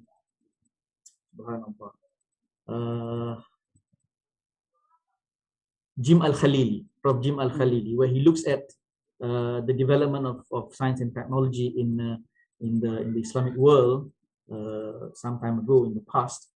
And some of the development is just unbelievable. There is no way some of the most basic concepts of the sciences that you see today, engineering that you see today, can actually exist if not for these scientists, if not for these engineers in the past. So when we look at what we have achieved in the past as a civilization, a Muslim should realize, when we see the condition that we are now, the condition that we are now, we are really practically down the drain. Isn't it our responsibility as Muslims, because they were Muslims too, as Muslims today, we should do something about our situation. And a Muslim who really looks into the matter, if he is a very good researcher, very good scientist or engineer who is famous for his work, he will realize even more that that responsibility is even bigger on myself, to bring back the glories of Islam, the glories of how Islam used to be at the forefront of the development of science and technology. And a Muslim who wishes to understand the reasons, when he looks into it, he will realize that actually the only reason why technology is so developed at that time, during the golden age of Islam, the only reason is Islam. Of course, when I say the only reason is Islam, it doesn't mean that when you have the Aqidah of Islam, you'll be good in sciences. No. As mentioned by our speakers, Islam is not a religion. It is not a religion that could be practiced only by certain people, who only certain people has the authority of talking about what Islam has to say. Islam is a way of life. It encompasses everything. I remember a friend of mine who's when he talks about Islam, he says, you know, Islam handles all the problems of life. Every problem in life, Islam has a solution. From going to the toilet, Yeah. to how to run a country. You know, everything, it has a solution. You know, going to a toilet, there are rules of going to the toilet. There's dua going to the toilet. How are we supposed to dress when we go into the toilet? You know, the adab in the toilet, and up to the rule of a country. So the development of science and technology in the golden age of Islam has to do with the fact that Islam is implemented in every aspect of life. Yeah. I like to mention again, the scientists and the engineers that we have in the past, they are polymaths. You know, Ibn Sina, who is considered by some to have gone out of Islam for his ideas, he was, you know, he's a Hafiz. He memorizes the Quran, you know, because memorizing of the Quran is one of the most basic things that we have to do as Muslims at a very early age. As we go on with life, then we start to think about more complicated things about life, you know, and become a good scientist or a good engineer, develop science and engineer, good researcher, but has this basis of Islam. We will not forget that, you know, this doesn't happen today. When a Muslim becomes a scientist, he's a scientist, you know. Some of them, you know, Lil Asaf, don't even know how to properly read the Quran. We don't know anything about Islam, don't know anything of the fact that Islam is not a religion. It is a system. It comes in a package. Everything comes together with it. Yeah. So in order to actually bring back Islam, you really have to look into the problem, the real problem. What is the problem? Why are Muslims so behind today? And that was what we discussed earlier on. That Islam is the solution. Islam is the basis, the framework upon which everything is built, because the Muslims civilization is not just about science and technology, it's about everything. We are at the forefront of every single aspect of life, you know. So in order to bring that back, we have to make sure that this framework that we are on, you know, is being covered, you know, make it, you know, put it back into the dustbin of history and put Islam back as a framework, inshallah. Thank you very much. Thank you very much, Professor. Okay, and there's also a question that has been addressed to Associate Professor Dr. Fahmy Lukman. So the question has something to do with Islamic history. When you're talking about the toxic language and also the hate speech, is there any example, or did we have experienced that in the past during the Caliph's era? You know, the use of toxic language and also the hate speech in public.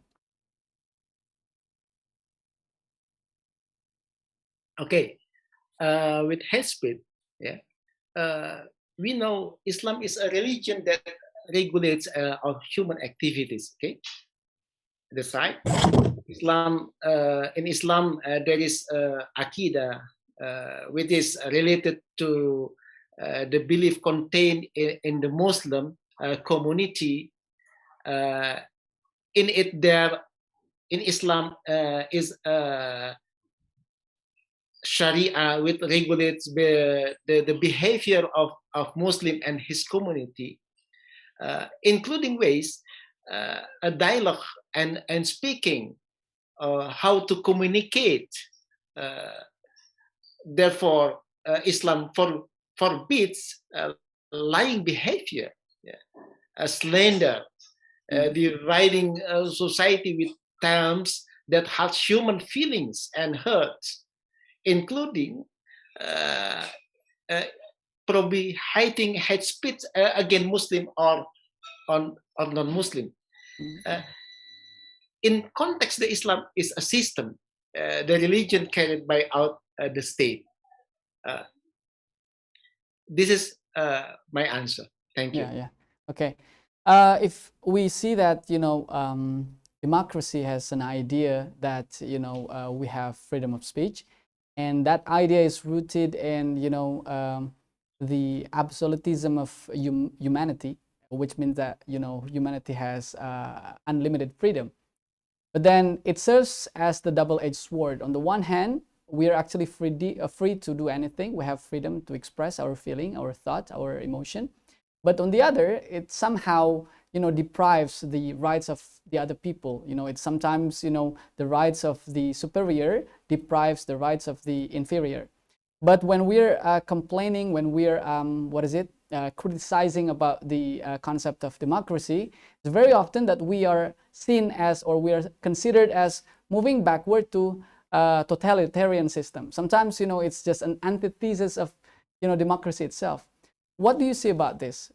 Is that right? When, something is wrong with democracy, it means that we have to move back to, totalitarian system? Professor Fahmy. Okay. There are two Professor Fahmy here. Okay. I mean, okay. Yeah. Okay. Yes, we must educate the people about that there is the third way. Not only democracy versus dictator, but Islam is the third way. No democracy and no dictator. This is the philosophy is like when we take salat jamaah.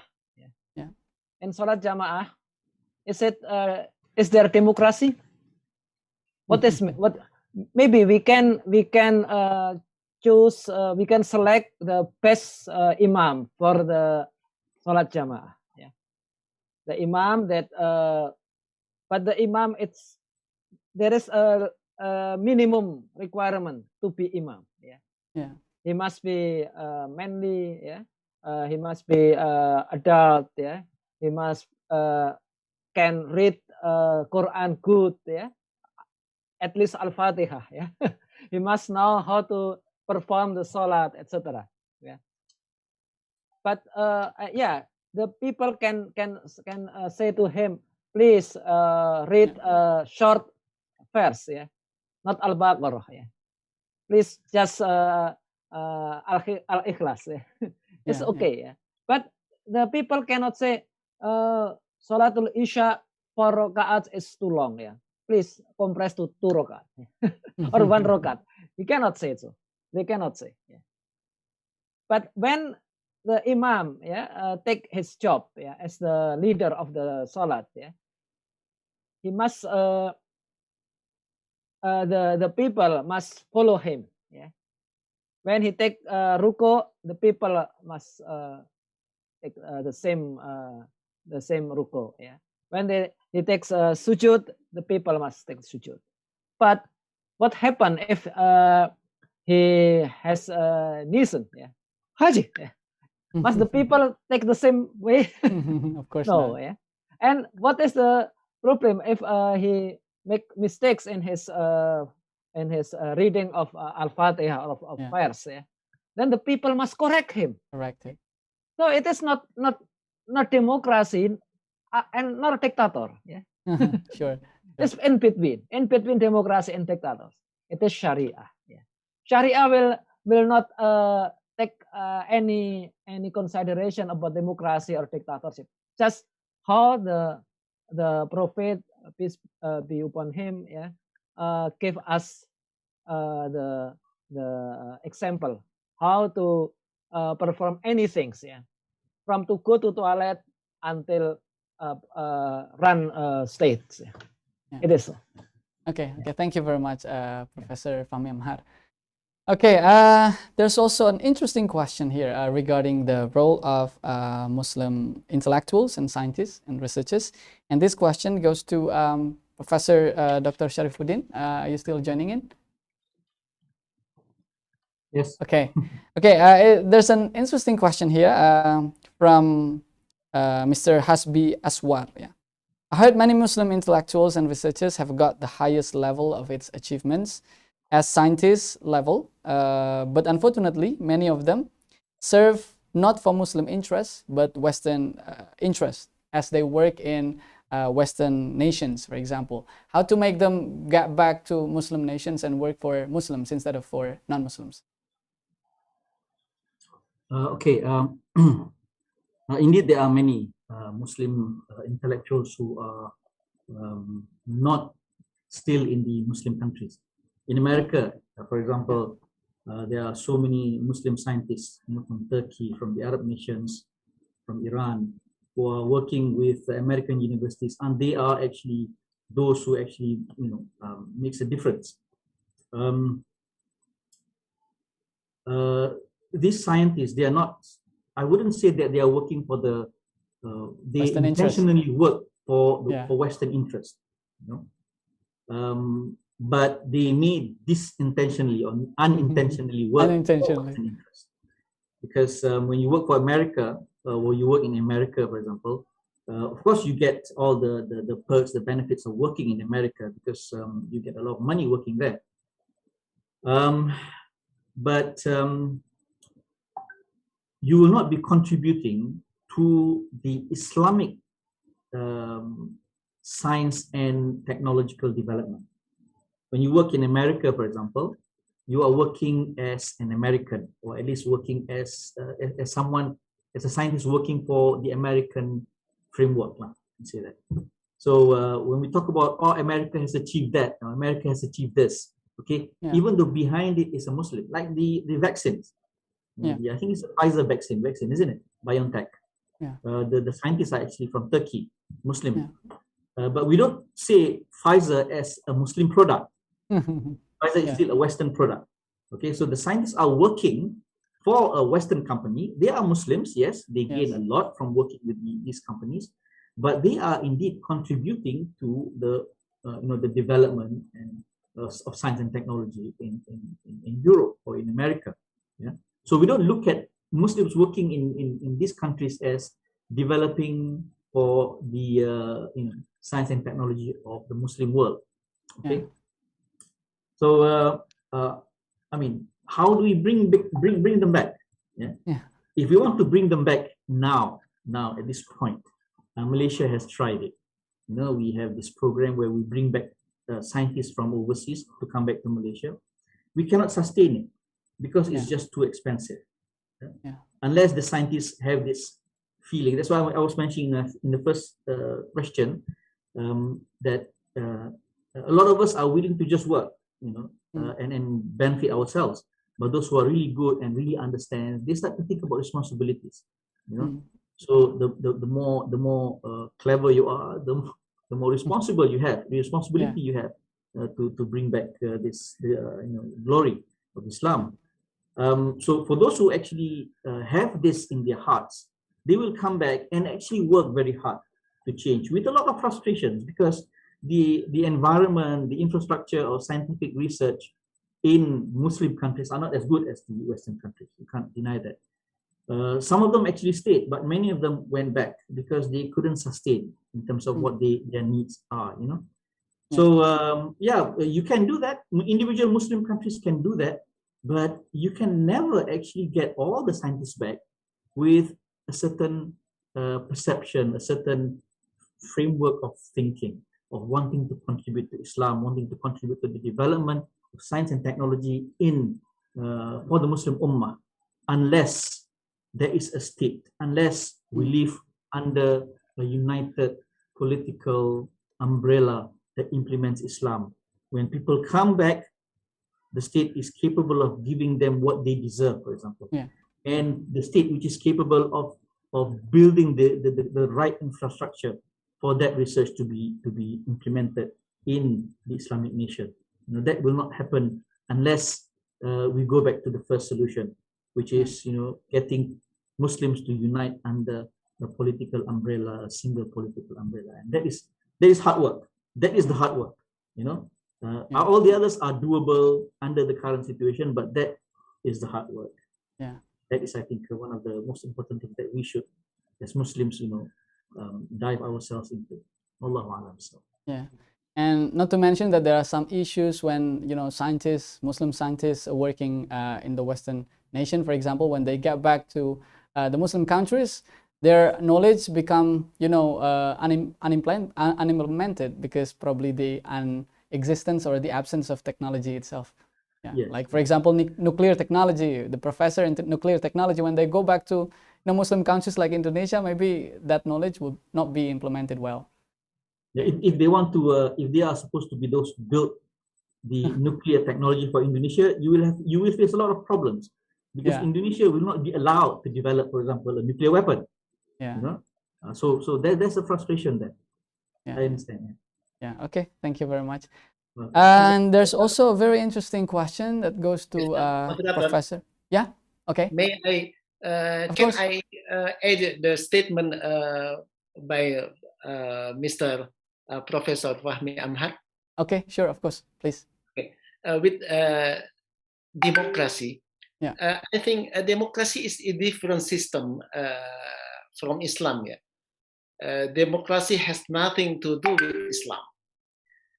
Democracy was born from European civilization and originate from secular ideology. There is a very fundamental difference.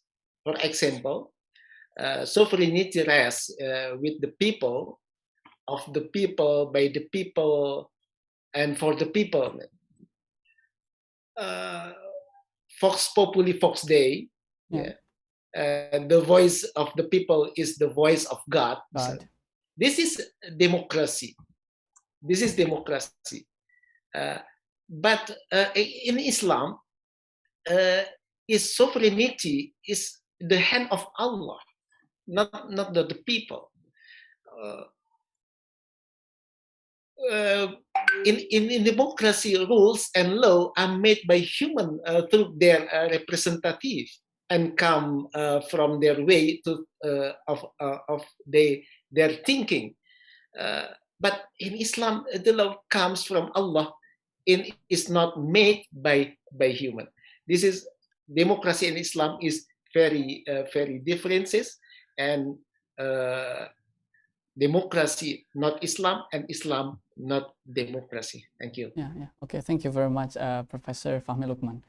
Okay. Moving on to the next question. There's also a question to Professor Fahmy Amhar.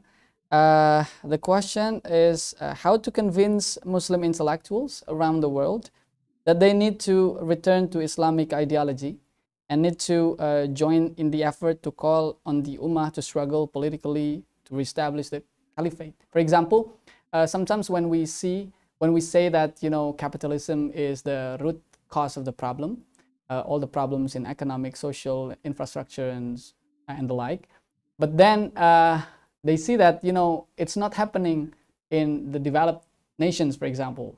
It's just happening in the developing countries.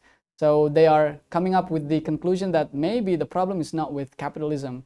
The problem is the way we run it, the way the leader runs the system itself. So how do you say something about this? Yes, there are two approaches to convince the Muslim intellectuals to come back to Islamic ideology. Yeah. The first is they must have trust to the Islamic ideology itself. Yeah. They must know what is Islamic ideology. Yeah. It is the ideology, the set of thinking, a set of way of life, yeah, and the solution of any kind of problems on life. Yeah. And it based on Islamic Aqidah. So they must understand the Islamic Aqidah by rational thinking, by rational way, by critical thinking. What I mean, the Islamic Aqidah is not the deep structure of the Aqidah with asma wa sifat, not. Yeah. Just the trust that La ilaha illallah Muhammadur Rasulullah. There is no God except Allah, and Muhammad is his messengers. Yeah. Only this. This must be rational, got by rational thinkings. And when they trust with the Islamic Aqidah and the Islamic ideology, then it is easier to understand the problem with the capitalism or other ideology, socialism, liberalism, etc. Yeah. Why? Because the problem of capitalism is not visible just by just by one side. Yeah, we must think deeply and multidimensionally. Yeah. When we say that okay, capitalism make damage in some countries, in Muslim countries, yeah, damage in corruptions and environment and so on, then maybe they have studied in the Switzerland or in Finlandia. They don't see the damage. Yeah? Switzerland and Finlandia is countries where practically no corruptions and no environment damage. Yeah. That's the problem. Yeah. So, but when we understand the Islamic ideology, then we will see the damage that unseen by layman, yeah, by normal people. What is it? Yeah, the damage that could be occurred in the future. Yeah, you know the problem in Finland or in Switzerland is now is the problem of aging. Yeah, of aging. The population in Finlandia or in Switzerland is now the average age is now maybe 50 or 60. So the people prognose that in 50 years or 70 years, yeah, maybe there are no more any single Schweizer or finisher. Yeah, the people the genetic Switzerland or Finlandia more. Yeah, it's problem. Yeah, and there are there is LGBT. Yeah, LGBT is allowed. Yeah, legally. Yeah, the population is decreased there. When there is no refugee from Syria, yeah, currently, yeah, maybe the population goes down. in Finlandia and Switzerland is decreased more. Yeah, they accept to give habitat for refugee from Syria and some other countries. Yeah, that's the problem that we thought Islamic ideology we don't know. Yeah.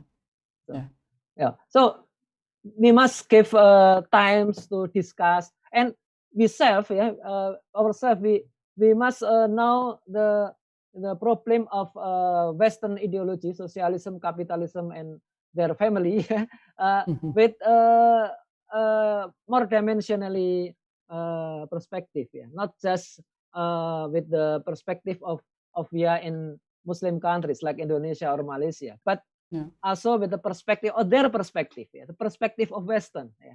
What are the most problem from them? Yeah.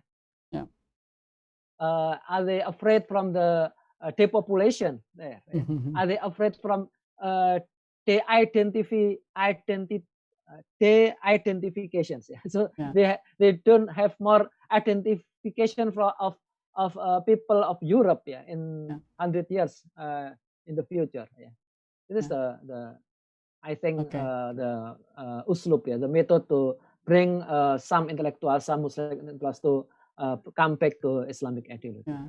It means that we have to convince them that we have to see the problems not just from one side, but also from many different facets.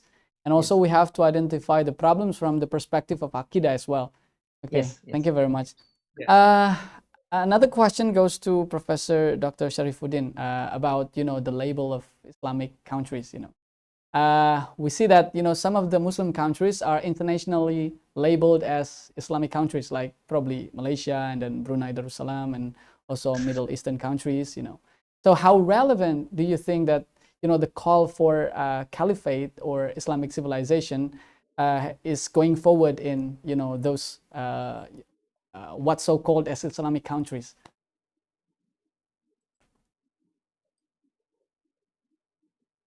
I'm afraid that you're still muted, Prof. Sorry. Okay, no worries. Jazakallah khair for the question. I frankly do not think that anybody, any Muslim, is going to reject the fact that Islam had existed at one time for nearly 1,300 years as a state. You may question, for example, what happened during those 1,300 years.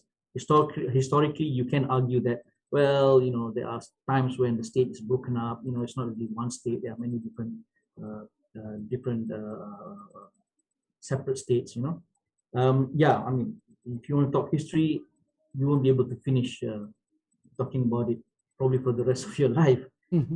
But we know for sure that for 1,300 years, Islam had existed as not just a religion where you practice Islam in the mosque or implement some rules of Islam as you see today.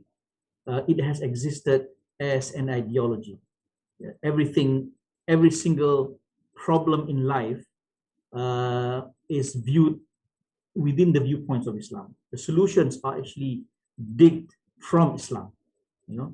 If you were to think about it this way. If, say, for example, if COVID-19 happened during the Islamic period, and say the technology that we have today were, available at that time, the way we look at the problem would be totally different from what we are doing now. We would probably be developing our own vaccines, for example. Yeah. So that is Islam. I do not believe any Muslim will say, no, Islam has never existed as one strong political state. It is a historical fact. You may have differences of opinion in terms of what happened inside it. Yes, I agree. But 1,300 years, we know Islam had existed as an ideology. Islam is still an ideology. It's just that it is not implemented in life today. So coming back to countries like Malaysia, some people are adamant in saying that Malaysia is an Islamic country. Some say that it is an Islamic state. This one will go back to the definition of Islamic state. We know that the definition of Islamic state is where Islam is implemented, not only for certain aspects, but implemented as a whole. And the definition of Islamic state can't be something that comes from your mind. It has to come from something that Rasulullah, for example, has shown upon us what is really an Islamic state. So if we look at the definition of the scholars in the past, we know that there is no Islamic state that exists today in the modern world today. Or we have our Muslim nations. So in Malaysia, for example, we have a lot of rules, a lot of laws which are associated with Islam. For example, we have Islamic banks. Economy is increasingly viewed in the eyes of Islamic viewpoint. We have a few other things which are Islamic in nature, and I think it is the same thing with many different Islamic nations. The extent of implementation is probably a bit more in Malaysia. So if you ask me as an individual, I say I appreciate this. Okay, just like wanting to regain the golden age of Islam, people look at different solutions. Yeah. So the fact that people look at different solutions is already a good news. Some people may argue that, nah, you're not looking at the right solution. You should look at that solution. Yeah, but it takes time. Some people will say, well, let's try this, let's try that, let's try this. It is your responsibility if you see that they are not doing the right thing to tell them that, this is not the right solution. You should go. You should have this kind of viewpoint rather than that kind of viewpoint. So the same thing goes in Malaysia. It is not an Islamic state. A lot of aspects of life are beginning to be viewed in an Islamic way, yeah, and there are always as well people who voice out saying that that is not right. Yeah, Islam is not like this. It should be viewed this way, and to me, it's a healthy development because people are beginning to realize that day by day they will come to the realization that we need to come back to Islam as an ideology rather than looking at Islam as bits and pieces, trying to join these bits and pieces and hope to come up with a solution. Yeah. So, yeah, that is the situation. Wallahu alam. So. Okay, yeah. Hopefully, those bits could collaborate one another to create something as a whole. Okay. Thank you. Inshallah. Okay, thank you very much for all the questions and answers. But I'm afraid that we are at the end of our first session. But before we close our first session and moving forward to the second one, so I would please welcome to each of the speakers, starting from Professor Dr. Fahmy Amhar, Professor Dr. Sharifuddin, and also Professor Dr. Fahmy Lukman, to give some, closing remarks. Okay. My closing remarks are: first, if the Islamic world does not master science and technology, it will tend to be colonized again. Second, science and technology, if not developed with Islam by Muslim, will tend to colonize or be just tools of imperialism. And third, only science and technology developed on the basis of the Islamic Aqidah by Muslim and for the purpose of Sharia or Maqasid Sharia in the frame of Islamic system will liberate the world from colonialism and imperialism. Allah Akbar. Assalamualaikum warahmatullahi wabarakatuh. Thank you very much. Waalaikumsalam warahmatullahi wabarakatuh. Moving on, Professor Dr. Sharifuddin, please. Bismillahirrahmanirrahim. Prof. Fahmi has taken my points. But anyhow, just the continuation of that. Yes, Islam needs to be the basis and the framework upon which we build our development in science and technology as an ideology, not as a religion or as a part and parcel of life, but as the ideology itself.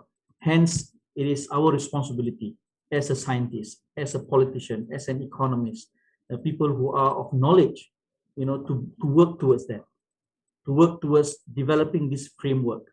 If I'm a scientist, yes, I will continue my work as a scientist, do research in chemistry and publish papers, work towards getting other scientists to work together in different countries, for example, or within my country, with the basis of Islamic Brotherhood, okay? Create as many opportunities as possible for working together among scientists within the Islamic world, and the most important thing is to always think of any development that you are thinking about. It has to be based on the framework of Islamic ideology. If we start to think about benefit, national benefit, or thinking in a very closed manner where this is only for us to gain certain benefits within nationalistic border, we will never be able to achieve that. So the effort needs to be spent in order to bring back Islam, not just as a superpower, but also to revive the golden age of Islamic science and technology, inshallah. Allahu alam bisawab. Thank you very much, Professor Dr. Sharifuddin. And now, Professor Dr. Fahmy Lukman.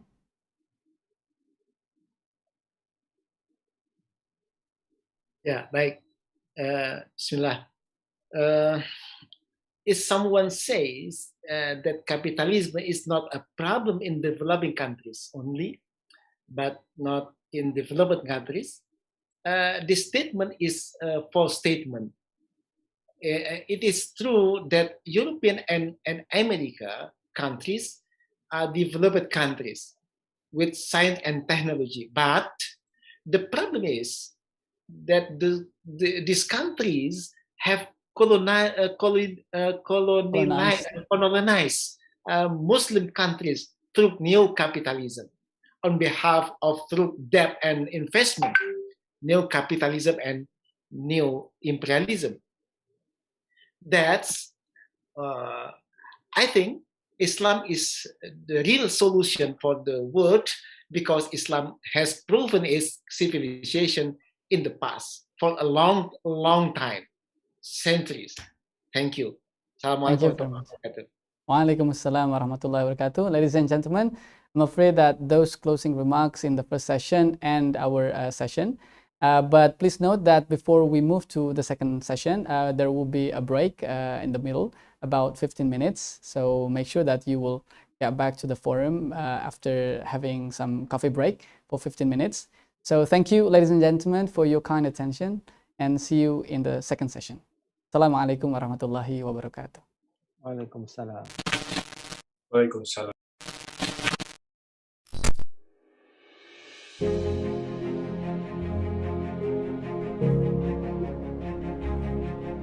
Saat ini populasi umat Islam di dunia lebih dari 1,8 miliar. Dari jumlah ini, jumlah kalangan intelektualnya sekitar 10% dari populasi. Maka, ada lebih dari 180 juta intelektual yang mereka tersebar di negara dengan penguasaan berbagai disiplin ilmu dan teknologi. Mereka memiliki posisi strategis dalam perubahan di masyarakat. Mengapa? Dengan ilmu dan visi keislaman yang dimiliki, para intelektual muslim akan menjadi penggerak kebangkitan umat dalam menyelesaikan berbagai persoalan, baik di bidang pemerintahan, ekonomi, sosial, pendidikan, dan hubungan luar negeri.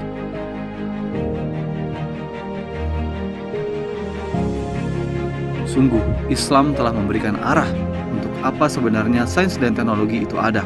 Islam tanpa sains dan teknologi akan terjajah. Sains dan teknologi tanpa Islam akan menjajah. Islam yang memadu sains dan teknologi akan membebaskan manusia dari penjajahan. Maka, bila kita berkaca dari sirah nabawiyah dan bagaimana kejayaan sistem Islam di masa lalu, maka kebangkitan intelektual muslim sesungguhnya dimulai dari kebangkitan berpikir dengan landasan keimanan. Sehingga kebangkitan ini akan melahirkan kontribusi bagi tegaknya sebuah masyarakat baru, yaitu masyarakat Islam. Hal ini diawali saat Nabi SAW memulai mengubah persepsi individu dengan menanamkan kalimat tauhid. Selanjutnya, Nabi membalikan opini umum di masyarakat jahiliyah dengan menyodorkan ayat-ayat suci yang bertentangan dengan opini tersebut. Hingga terbentuk kekuatan umat yang melahirkan kesadaran dan dukungan publik bagi tegaknya kekuasaan yang amanah dan menjaga semua kemaslahatan. Oleh karena itu, bila para intelektual lebih cinta dunia dan takut mati, maka para pemimpin pun akan menjadi lemah dan akhirnya rusak. Kala pemimpin rusak, maka umat pun akan rusak. Sebaliknya, jika para intelektual ini lebih mencintai Allah dan mati syahid, bila mereka tidak takut menderita, maka para pemimpin pun akan menjadi kuat, menjadi besar hatinya, dan berusaha menjauhi kerusakan serta teguh membimbing umat bergerak menuju kebangkitan hakiki.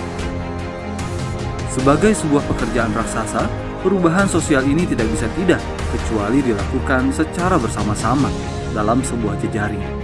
Inilah dakwah berjamaah, di mana para intelektual akan saling mengisi, saling memperkuat, dan saling mengoreksi. Inilah saatnya kaum intelektual muslim bersama umat memulai kebangkitan yang hakiki dan berkontribusi bagi tegaknya peradaban Islam. Inilah saatnya mereka duduk bersama untuk mengintegrasikan dan mensinergikan seluruh potensi yang mereka miliki dan bergerak bersama dalam langkah perjuangan semesta untuk menyelesaikan problematika umat tersebut menuju tegaknya peradaban Islam. Mari satukan langkah dari para intelektual muslim yang peduli untuk bangkit dan memberikan kontribusi bagi tegaknya peradaban Islam. International Conference of Islamic Civilization 2021, the moment of the awakening and contribution of the Muslim intellectuals to establish the Islamic civilization.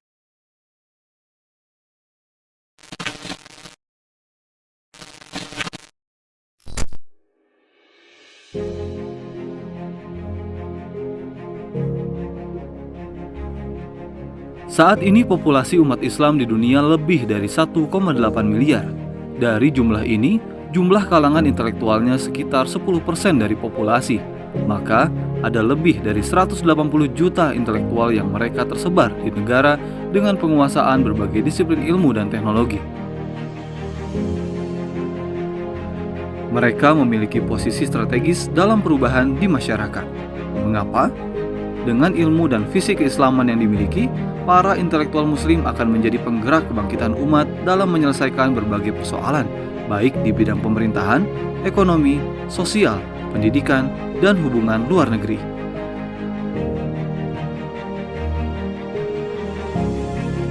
Sungguh, Islam telah memberikan arah untuk apa sebenarnya sains dan teknologi itu ada. Islam tanpa sains dan teknologi akan terjajah. Sains dan teknologi tanpa Islam akan menjajah. Islam yang memadu sains dan teknologi akan membebaskan manusia dari penjajahan. Maka, bila kita berkaca dari sirah nabawiyah dan bagaimana kejayaan sistem Islam di masa lalu, maka kebangkitan intelektual muslim sesungguhnya dimulai dari kebangkitan berpikir dengan landasan keimanan.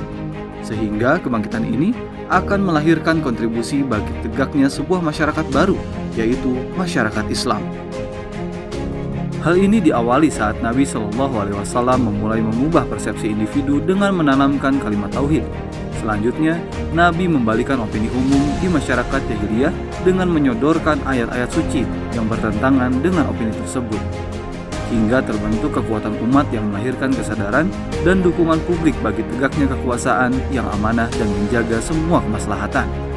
Oleh karena itu, bila para intelektual lebih cinta dunia dan takut mati, maka para pemimpin pun akan menjadi lemah dan akhirnya rusak. Kala pemimpin rusak, maka umat pun akan rusak.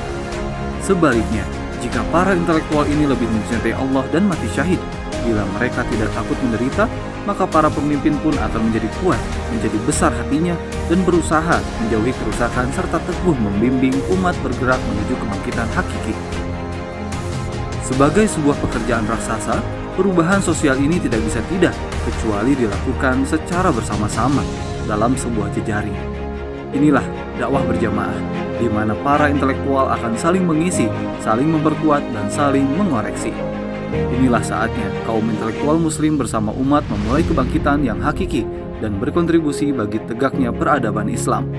Inilah saatnya mereka duduk bersama untuk mengintegrasikan dan mensinergikan seluruh potensi yang mereka miliki dan bergerak bersama dalam langkah perjuangan semesta untuk menyelesaikan problematika umat tersebut menuju tegaknya peradaban Islam.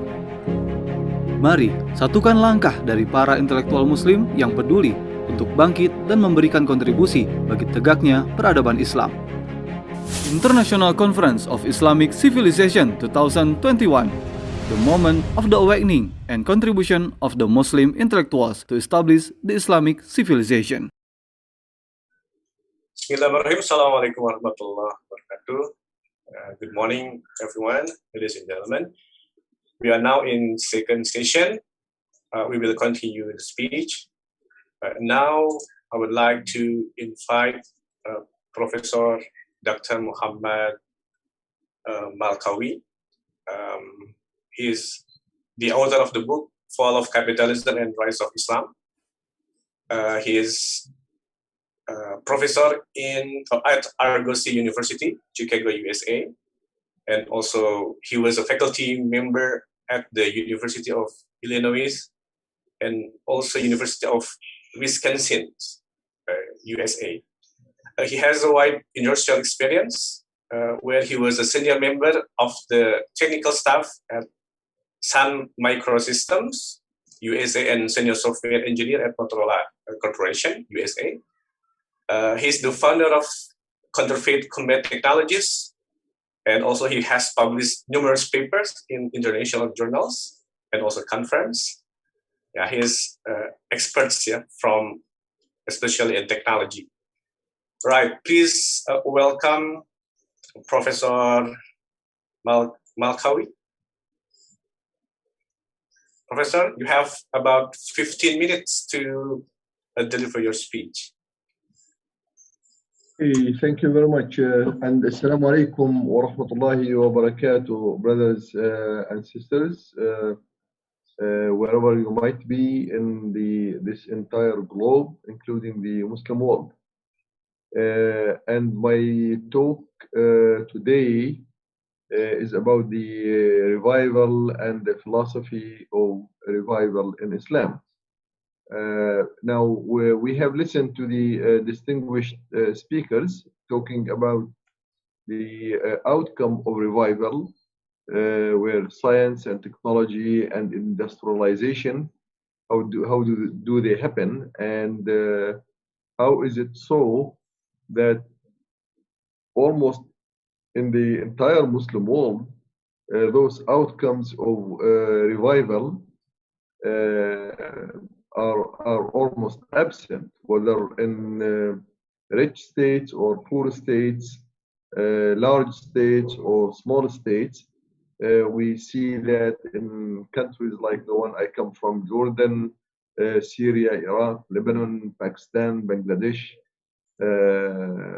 Indonesia, and even Turkey, which is considered one of the top 20 countries. But we see the real revival where we have witnessed throughout the ages of the Muslim civilization, that the Muslims, they were the advocates and the pioneers and the ones who produce the new technology, new science, new ideas, new thoughts, new philosophies, rather than be on the behind nations.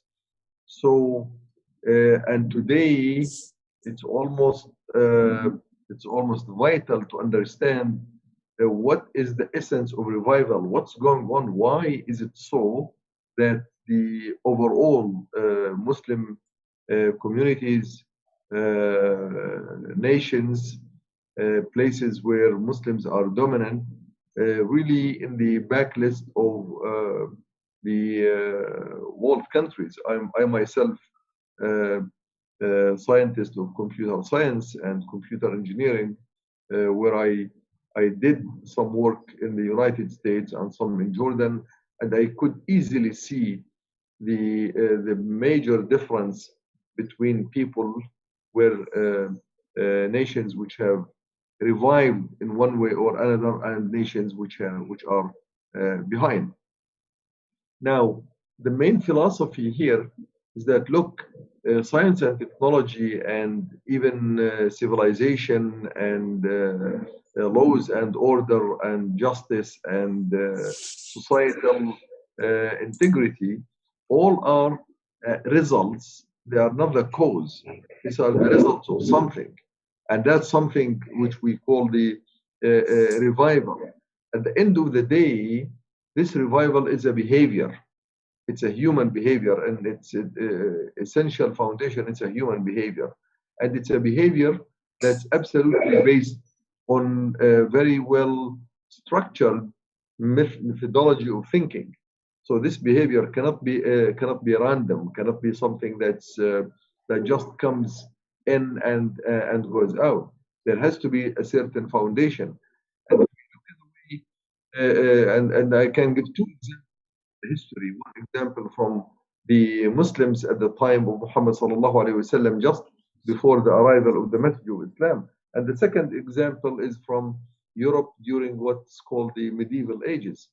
At the time when Muhammad, peace be upon him, arrived and his message came in from Allah Azza wa Jal, the society of Mecca and the Arabian societies, they had certain characteristics and certain features, but most of these characteristics and features were driven by deep emotional attachments to certain issues, even deep attachment to their idols which they worship, and they were willing to sacrifice for that.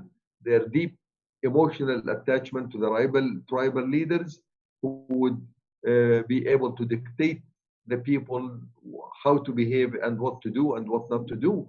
And the people would certainly follow to the extent that they would fight and lose their lives. But nevertheless, those were not something fundamental thoughts. That's why that society could not really advance in as much as the civilizations around them, like the Roman Empire or the Persian Empire. They remained very tribal. Whatever tribalism dictates, that's what they were. So they couldn't advance anywhere. The reason, the foundation of the society, and at the level of the society as well as the level of individuals, they were very much emotional, based on certain emotions, instincts of survival. And when it came to the worship of idols, it's the instinct of worship that drove the people, but not a foundation of thought. European countries at the time during the medieval ages. Now, before I move to the Europeans, we know that when Muhammad, peace be upon him, the message arrived and Islam was introduced, Islam introduced a methodology of thinking, a thinking that in order to worship God, you must think and believe by your own brain, by your own thoughts, that there is a God, and this God is a creator, and he's not only a creator, but he is Arab. He is an entity that must be worshipped, and based on the fact that we believe and we understand that he is a creator and that Muhammad is a messenger, and that the Quran is a proof to the message of Muhammad, peace be upon him. So it was all fundamentally structured. Now, jumping ahead, during the medieval ages, the European countries, European nations, they were also almost in the same situation like the Arabs before Islam. They were very much attached to the religion or to the church based on certain intuitions and certain instincts and emotions.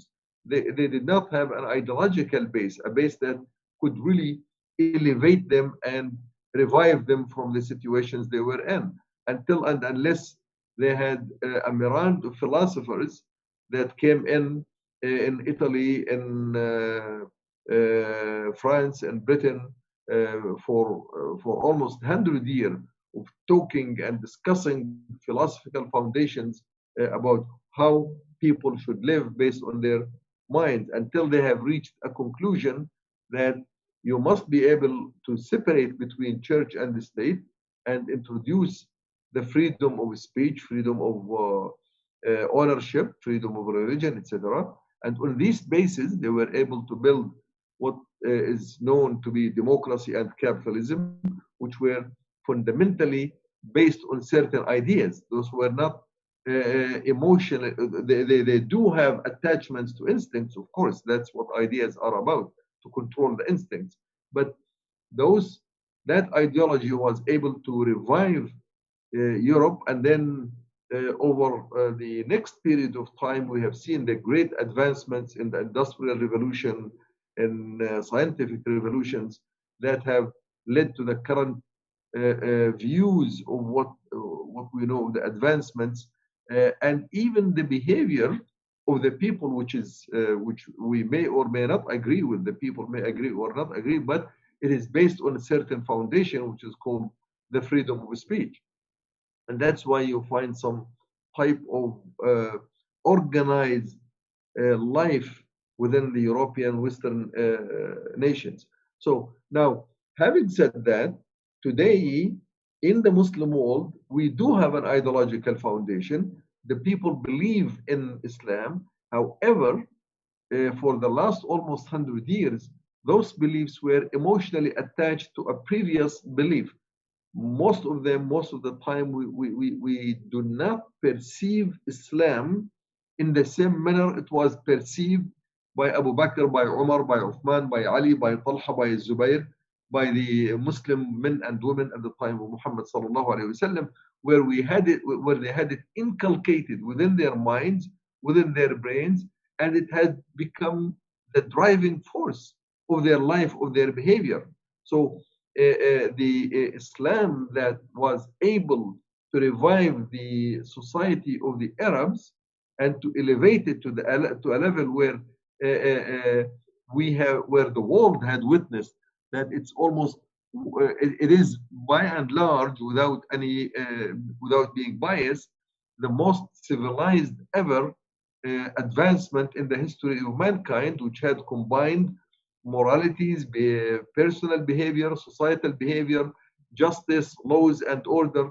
There is this book by Noah Feldman, which was published in 2009, called The Fall and the Rise of the Islamic State, where he says, look, this state or nation or civilization was known to be a society or state of laws and order. It's justice for all. There was no one above the law. So it has manifested itself in all aspects of life. Today, in the Muslim world, you find the lack of justice at the level of the society, lack of laws and order, even the technology and the education, it's all haphazard. And we have become a laboratory for testing of curricula and educational systems coming from Britain, France, or United States, and so on. So today, although we do have the ideological foundation of Islam, we do understand Islam, or the Aqidah of Islam, which was responsible for the advancement of the Muslims, but this Aqidah has not found its way to the internal, intrinsic behavior of the Muslim as an individual and the society as a collection of relations in the social system, in the economic system, in the political system, in the judicial system. So you find Muslims today in the best of cases, you have a mixture between, let's say, talk about the financial system, and you find in many of the Muslim countries an Islamic bank of XYZ and a riba bank of XYZ. So it is, so they're mixtures of ideas, and when the ideas and the thoughts that control the society, they do not come from the same foundation, eventually conflicts and contradictions will take place. And the homogeneity of a society, which is an outcome of revival, it will not be there.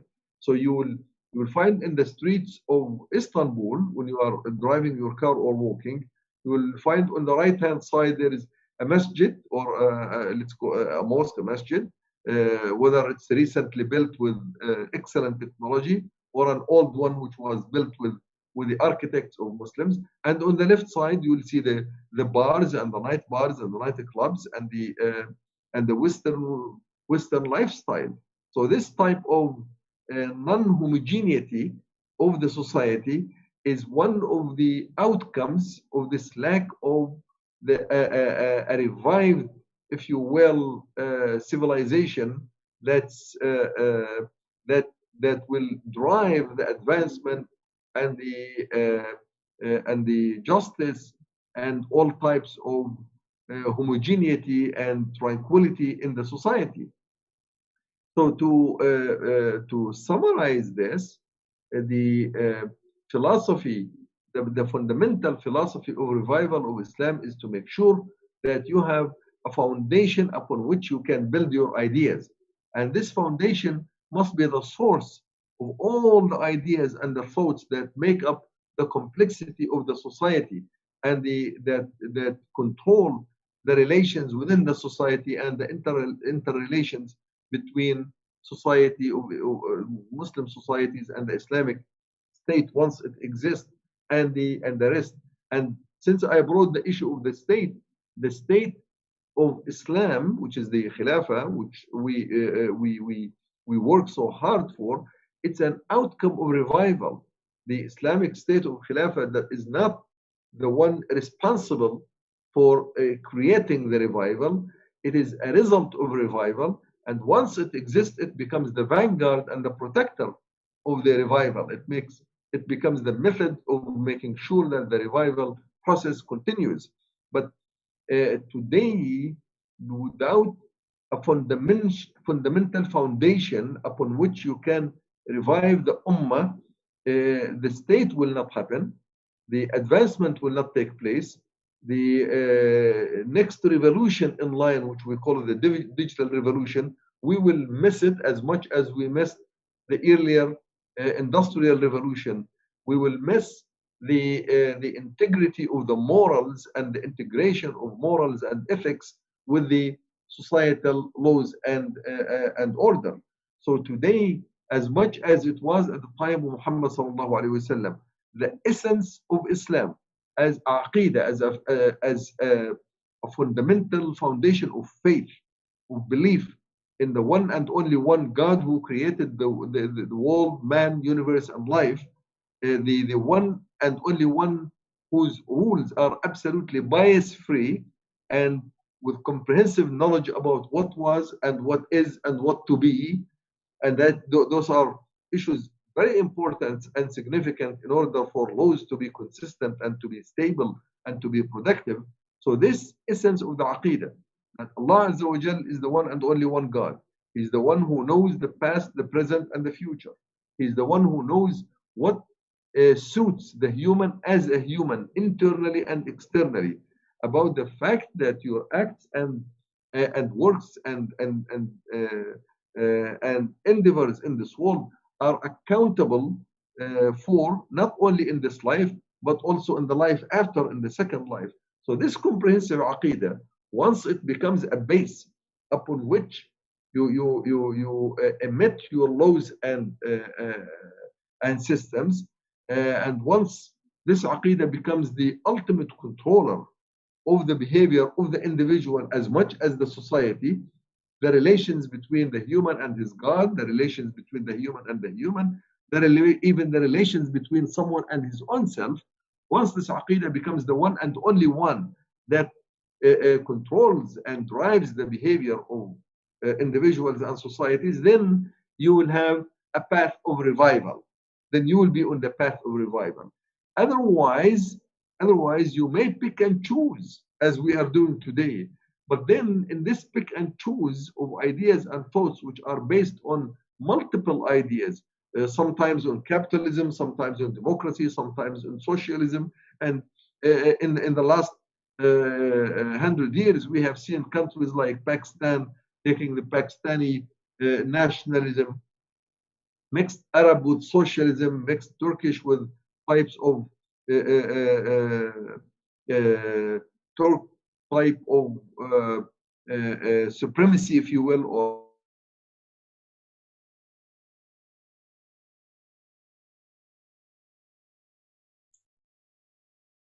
Okay, Professor Malkawi, I think he has a problem with the inspirations. That you need one and only one foundation. You cannot have multiple.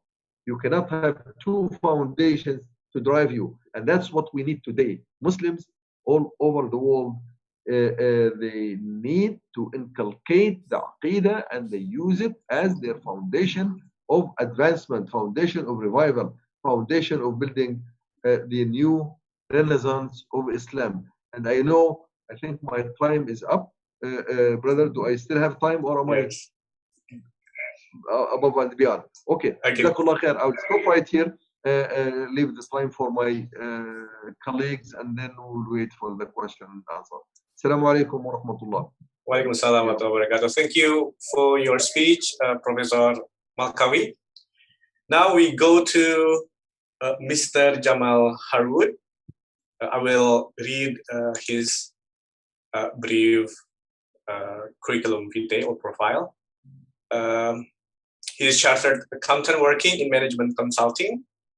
He also author of numerous political and economic articles, including reports on the gold standard, countering poverty, and the causes and solutions for the financial crisis. He has debated with former United Kingdom cabinet ministers Norman Lemon, Peter Lilley, and Dominic Grieve regarding economy in Islam and the role of Muslims in the UK. He was also subject of Time magazine feature on August 2006. He debated at the Oxford Union on May 2007. He spoke at the International Khilafah Conference, Wembley, August 1994. He has been active in local and global politics for many years, speaking throughout the UK and globally, including the Financial Crisis Conference in Sudan and the major conferences in the Middle East, Pakistan, including Indonesia, of course, US, and around Europe. Mr. Jamal Harwood, you have same 15 minutes to deliver your speech. The time, Mr. Please. Jazakumullah khair for that introduction. Bismillah ar-Rahman ar-Rahim. You'd be excused for thinking that capitalism has managed okay since the shock of the financial crisis in 2007. If so, you'd be wrong. In reality, it moves from one crisis to another, never really solving them, but always declaring victory when in fact the people are worse off. Any ideology, any way of life must provide the necessities for the people: food, shelter, safety, healthcare. This is a very basic requirement. Yet world poverty is worsening, healthcare failing. Inequalities of wealth are at high extremes, and the very fabric of societies, their social systems, the way people see each other, treat each other, and interact is also breaking down. The much vaunted and most expensive healthcare systems ever in history have been exposed by a virus. a virus that is little different to many we have faced in recent decades. Yet still they want to export their expensive and questionable healthcare solutions throughout the world. And despite the many billions invested, they have the highest death rates from this virus. While they put most of their efforts into expensive and highly profitable COVID vaccines, other serious illnesses and health infrastructure were all neglected. Heart disease, cancer, tuberculosis, and so on, all on the rise. Record waiting lists for hospital care is the result. Greater profits to the pharmaceutical companies is the aim. As the virus spread, central banks injected $9 trillion of freshly created money into economies worldwide, aiming to keep the world economy afloat. But much of that stimulus went into financial markets, and from there into the net worth of the ultra-rich. The total wealth of billionaires worldwide rose by $5 trillion to $13 trillion in just 12 months. The current generation is worse off than their parents were at their age. Inequality is getting worse. Wages have stagnated. More people are poor and more are heavily indebted. This is no surprise because the political elites are dominated and controlled by the economic elites. And the social system is being destroyed. It is not only the economy that capitalism attacks. Traditional values, marriage, male-female identity, parenthood are all being undermined. Children are taught that they are not boys or girls, but could be whatever they want or think. Homosexuality is actively promoted. It is no surprise that we see declining birth rates and more single-parent households. But these are often not even seen as problems by the masses. The freedom of ownership central to capitalism has led to economic exploitation. Similarly, individual freedom also leads to social exploitation. The strong and the powerful enjoy their whims to the full, while the weak and neglected, usually the very young and the elderly, are left to struggle with almost non-existent support from family and community. Capitalism is designed to be unjust and creates more poverty than it solves. All their concerns are towards keeping the wealth concentrated and accumulating within the hands of the few. And it is foolish to think that will ever change or to look to them for solutions to problems that they have created. We have seen this most in the rise of the billionaire class. Over the past 2 decades, the global population of billionaires has risen more than 5-fold and shows no signs of slowing down. The rest of us are subservient, a slave grouping. Just 1% own 40% of all wealth. Only 10% own 85% of all assets. There is $93 trillion in global GDP, but most of it is debt. The main business model is to enslave the people in debt and control their lives and assets through usury. At the national level, the IMF and World Bank follow the same exploitative model. Building an entire way of life on freedom of ownership has and can only lead to the powerful exploiting the weak and the rich exploiting the poor. Initially, economic activity is boosted, like the constant new money printing, but this is only temporary. As the wealthy drain out the capital from the economy and commerce is concentrated in fewer and fewer hands, economic activity weakens and diminishes. It's like a cancerous body devouring itself. Capitalism achieves wealth circulation only amongst the few, whilst the rest of society is abandoned to economic stagnation. If Western countries are still relatively prosperous, then it is not because of the strength of their domestic economies, but because of their imperialist foreign policies that have given them access to the wealth and resources of the entire world. Islam is the only solution for mankind, West and East. The Muslim world, too, is dominated by absolute poverty, large wealth inequality, with a small elite owning almost everything, and a lack of opportunities for the people to improve their situation. This is not due to Islam, but due to the carryover of the colonial and capitalist policies dominant in our lands post the end of the Khilafah state in 1924. But change is happening, an awakening. The love for Islam has never diminished, and the understanding of Islam and demand for its return in society is accelerating, in ruling, in social system, and in economy.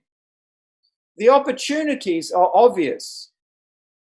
The people are crying out for help, East and West, North and South, for a way of life that gives them, 1, the right to work and have a business with the protection of the law and not have it closed and stolen.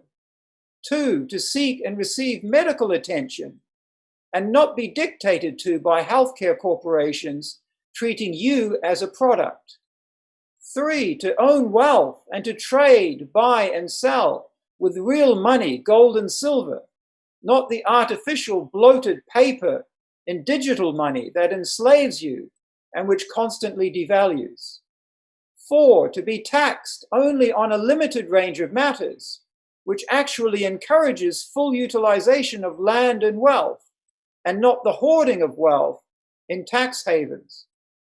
5, to have responsible government that will spend its tax revenues for the benefit of the people, not for their cronies and faceless corporate friends. And 6, and to stop the waging of ever more aggressive wars against our brothers and sisters whose only crime was to live in a land that Allah subhanahu wa ta'ala blessed with greater resources and wealth that they wish to plunder and control. While capitalism is all about the concentration of wealth to the few, Islam focuses on a fair and widespread distribution of wealth.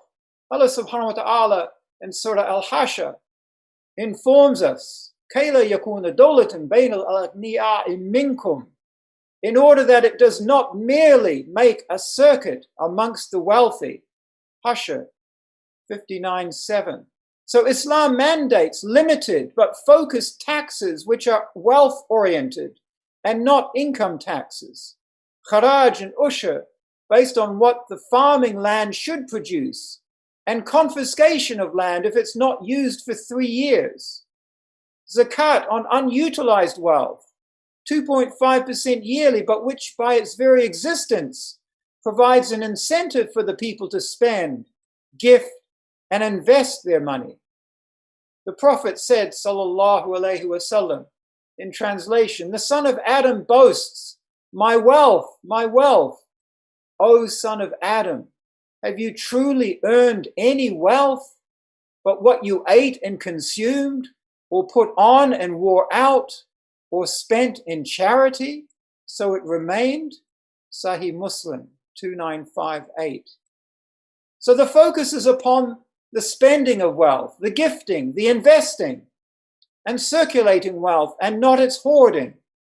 Hoarding of wealth is expressly prohibited, as is all interest, usury, as are the speculative and manipulating stock, futures, and derivatives markets, the paper fiat monies like the US dollar, the corrupt relationship between regulators, companies, and government, and vitally, the hoarding of agricultural land, for which Islam commands that it be available to the masses via fencing dead lands or granting to the people, particularly the lands that were not used for 3 years or more. It was the Islamic economic system implemented in Muslim lands that produced unparalleled prosperity that enriched all, including the West, through their trading in Muslim lands with a clear and unbiased rule of law and stable gold and silver currency. The global masses in misery need the Muslim Ummah to once again step forward and implement the clear alternative. My dear brothers and sisters, in conclusion, we need leadership. We need you all to be the leaders. It is not for us to wait for the Mahdi or to wait and imagine that the next Khalif is just going to appear. For change, we need to be at the forefront of bringing this change. Allah subhanahu wa ta'ala describes us thus: Kuntum khayri ummatin ukhrijat lin-nasi ta'maruna bil ma'rufi wa tanhauna 'anil munkar wa tu'minuna billah. You are the best nation produced as an example for mankind. You command what is right and forbid what is wrong and believe in Allah. And also, وَتَقُمْ مِنْكُمْ أُمَّةٌ يَرْؤُونَ إِلَى الْخَيْرِ وَيَأْمَرُونَ بِالْمَعْرُوفِ وَيَنْهَوْنَ عَنِ الْمُنكَرِ وَأُولَٰئِكَ هُمُ الْمُفْلِحُونَ. In Surah Al-Imran, let there be amongst you a group or groups that invites to the good, Islam, orders what is right, al-khair, and forbids what is evil, maruf, evil, munkar, and they are those who are successful. Commands the maruf and forbids the munkar, and they are successful. But it is contingent upon us doing this, not only believing in Allah, but commanding the right, calling to Islam, and calling out against the munkar. The second verse commands that there be a political group or groups doing this work. You are mandated to work thus, work with us. I want to end by mentioning one of the great Sahaba of Rasulullah sallallahu alayhi wasallam, Musab ibn Umair, radiyallahu anhu. He was born to a wealthy family. He was persecuted when he embraced Islam, but was a great carrier of the dawah. With his noble character, fine manners, and sharp intellect, he was entrusted by the Prophet sallallahu alaihi wasallam to invite the peoples of Yathrib, Medina, to Islam. He was known as Al-Muqri, the one that recites the Quran and is well versed in it. So successful was Musab in calling to the deen that he wrote within a year of his dawah in Medina, not one household was not talking about Islam. Maybe positive, maybe negative, but they were all talking. He built a strong public opinion about Islam, paving the way for the Nusra and the Hijrah. The Prophet ﷺ recited the following verse of the Quran after Musa was martyred at the Battle of Uhud. Bismillahirrahmanirrahim. Min al-mu'minina rijalun sadaqa ma ahadullah alayh. Among the believers are men who have proven true to what they pledged to Allah. Surah Al-Ahzab 33:23. We, my dear brothers and sisters, are in the same position today. One of only 2 times in history in which Muslims can work for this call in the time before the Khilafah is established and re-established. Work with us for this vital change. Wa sallallahu Sayyid Muhammad walhamdulillahi rabbil alameen. Thank you very much, Mr. Jamal Harwood. Very inspiring.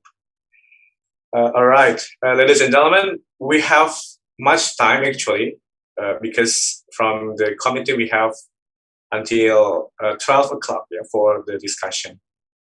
I have 2 questions from the chat box. The first question addressed to Prof. Muhammad Malkawi. The question is like this.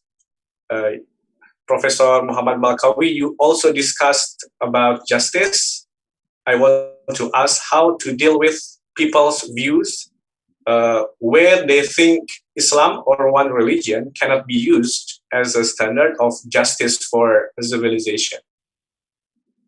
All right, please, Professor Malkawi. Okay, thank you very much for the question, and this is really very vital. Look, justice, whether it's from Islamic perspective or non-Islamic perspective, requires usually two major factors for any law or any regulation or any order to be just.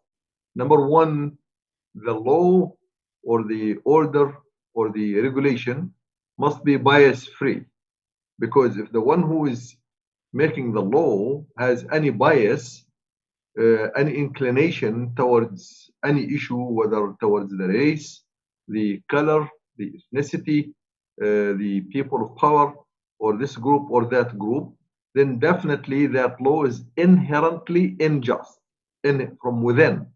Now, that injustice can manifest itself when the law is applied on me or against me, or let's say, let's look at the American system. When the law that was drafted by the rich white people, every time a black person goes into court, the probability of the black man being convicted and going to jail is almost 3 times higher than the probability of the same person of white color that faces the same charges, because the law is inherently unjust, because the ones who made the law are biased towards their race. This is one.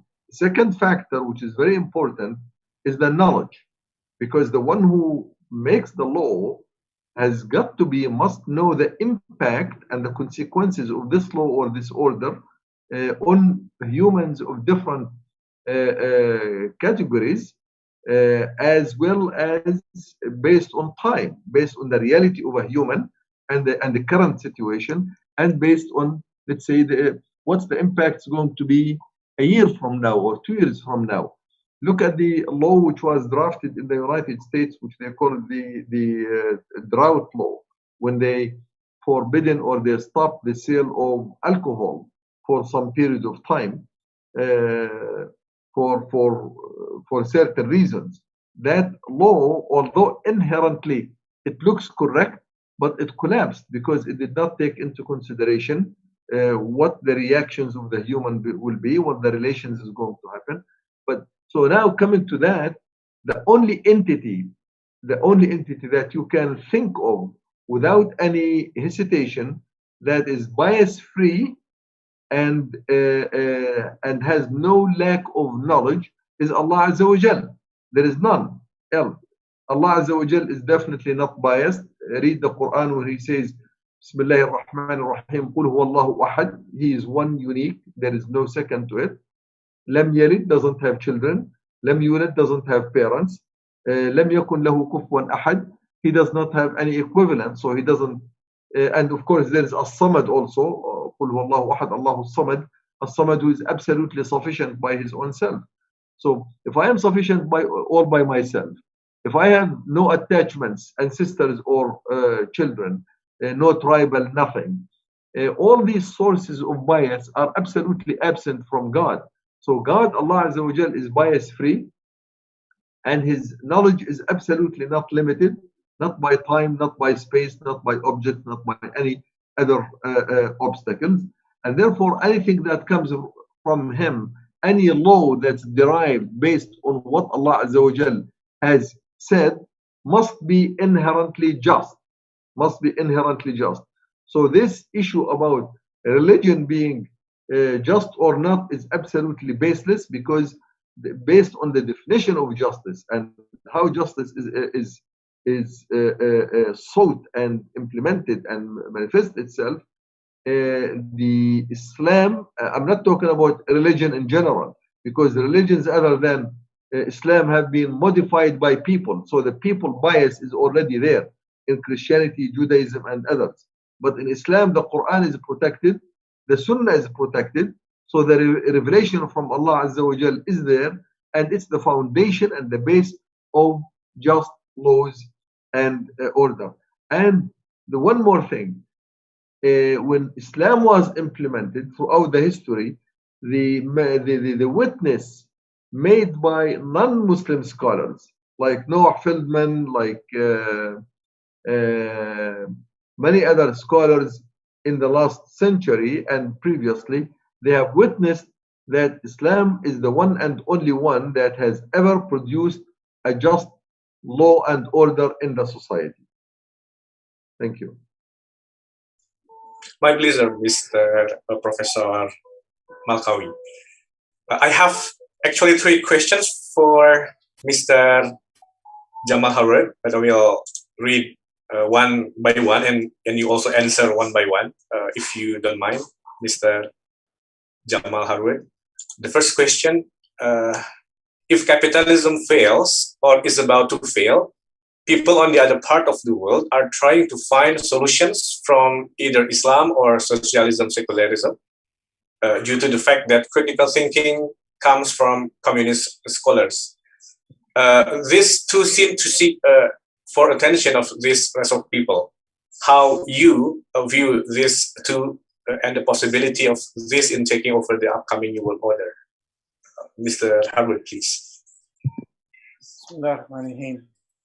Yes, we have seen that socialism stroke communism had its time. You know, we had the Russian Revolution over 100 years ago. And it's true that there was some development. We could see that there was some unification of the thinking of the people behind this, but it was completely inappropriate and failed. It failed in terms of giving the people any motivation. It failed to understand the reality of the human being and the fact of trying to take away the notion that people are different and have different motivations and different wants and needs, and try to inform some form of equality over them. In fact, it had many, many failures. So we saw the failure of communism and socialism, and everywhere that it has been applied, we have seen its failures. Failure to look after the affairs of the people, and its failures to actually really motivate them to progress and to develop. And we've seen the same problems in terms of a crony class, a leadership class in the communist socialist world, which is no different from that which we've seen in the capitalist class as well. So just because there are some left-wing thinkers and writers which have an analysis on capitalism which exposes capitalism does not mean that their solutions, you have to look at their solutions and see that those solutions are completely inappropriate and have failed, and any ideology which even denies the existence of Allah subhanahu wa ta'ala, of course, is bound to be a failure. So this is the way that we look at socialism and communism. All right. Thank you, Mr. Harwood. I have also a question from YouTube channel, still to you, Mr. Harwood. The question is that today, the rise of power of Chinese state, they are marrying the ideology of communism and capitalism in their country system. The question is, can the system work? Please, Mr. Harwood. Mr. Harwood, please. Yes, I mean, the situation in China is that obviously the leadership there has had some longer term stability through the Chinese Communist Party. But we shouldn't confuse that with saying that they are actually providing solutions. Some people say because a large number of people have gone out of poverty, there is still a large amount of poverty in the country. And the fact that there has been a rising of standards does not mean that every issue has been solved. And we only need to look at the brutal way that they are suppressing any thought and any alternative. Obviously, the Muslims, the Uyghur Muslims of Xinjiang, East Turkestan, is a prime example of how any ideology, any way of life, be it pseudo-socialist, communist, capitalist, state capitalism, in which the only way that you can function is by brutal suppression of your people or enforced enslavement in terms of the work, in terms of technology, in terms of the social system, is not really going to last. It's a false idea. And the fact that they have had some development on the back of like their industrial and technological changes, is not indicative of necessarily a long-term success.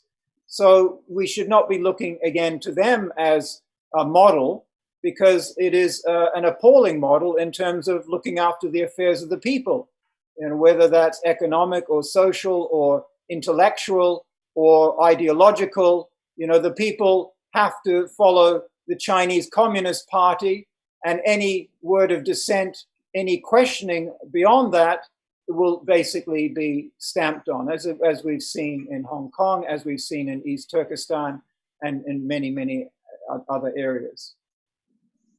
Right. Okay, next question, still to you, Mr. Harwood. Many people refer to the Scandinavian economic or political style as the solution of the current problem, as they can balance between market and social services. What do you think? It's true that in capitalism that there has been compromises which they made. Again, here in Britain, where I live, they brought in a national health service after World War II, which was quite forward thinking. Again, they've been basically destroying it ever since. And in fact, it's now on its probably final legs before they turn it over to the, to the insurance companies and the healthcare providers as a business. So there has been compromises which work, but basically compromises against capitalism. One of them is in terms of the welfare state, whereby unemployment benefits are provided. And we can see some of this in the Scandinavian countries. But at what expense? You know, I talked about the decline of the social system in capitalism. You know, how that, we have disgusting morals and behavior of people towards one another. We have the rampant rise of individualism, in which people, they don't even know their own families. They have no relationship with their families. And the whole society is geared towards looking out for number one. So all of this leads to a breakdown in the society in many, many respects, in terms of aspects of law and order, aspects in terms of, sexual diseases and the mistreatment of not only women, but children and others, which is a result of this.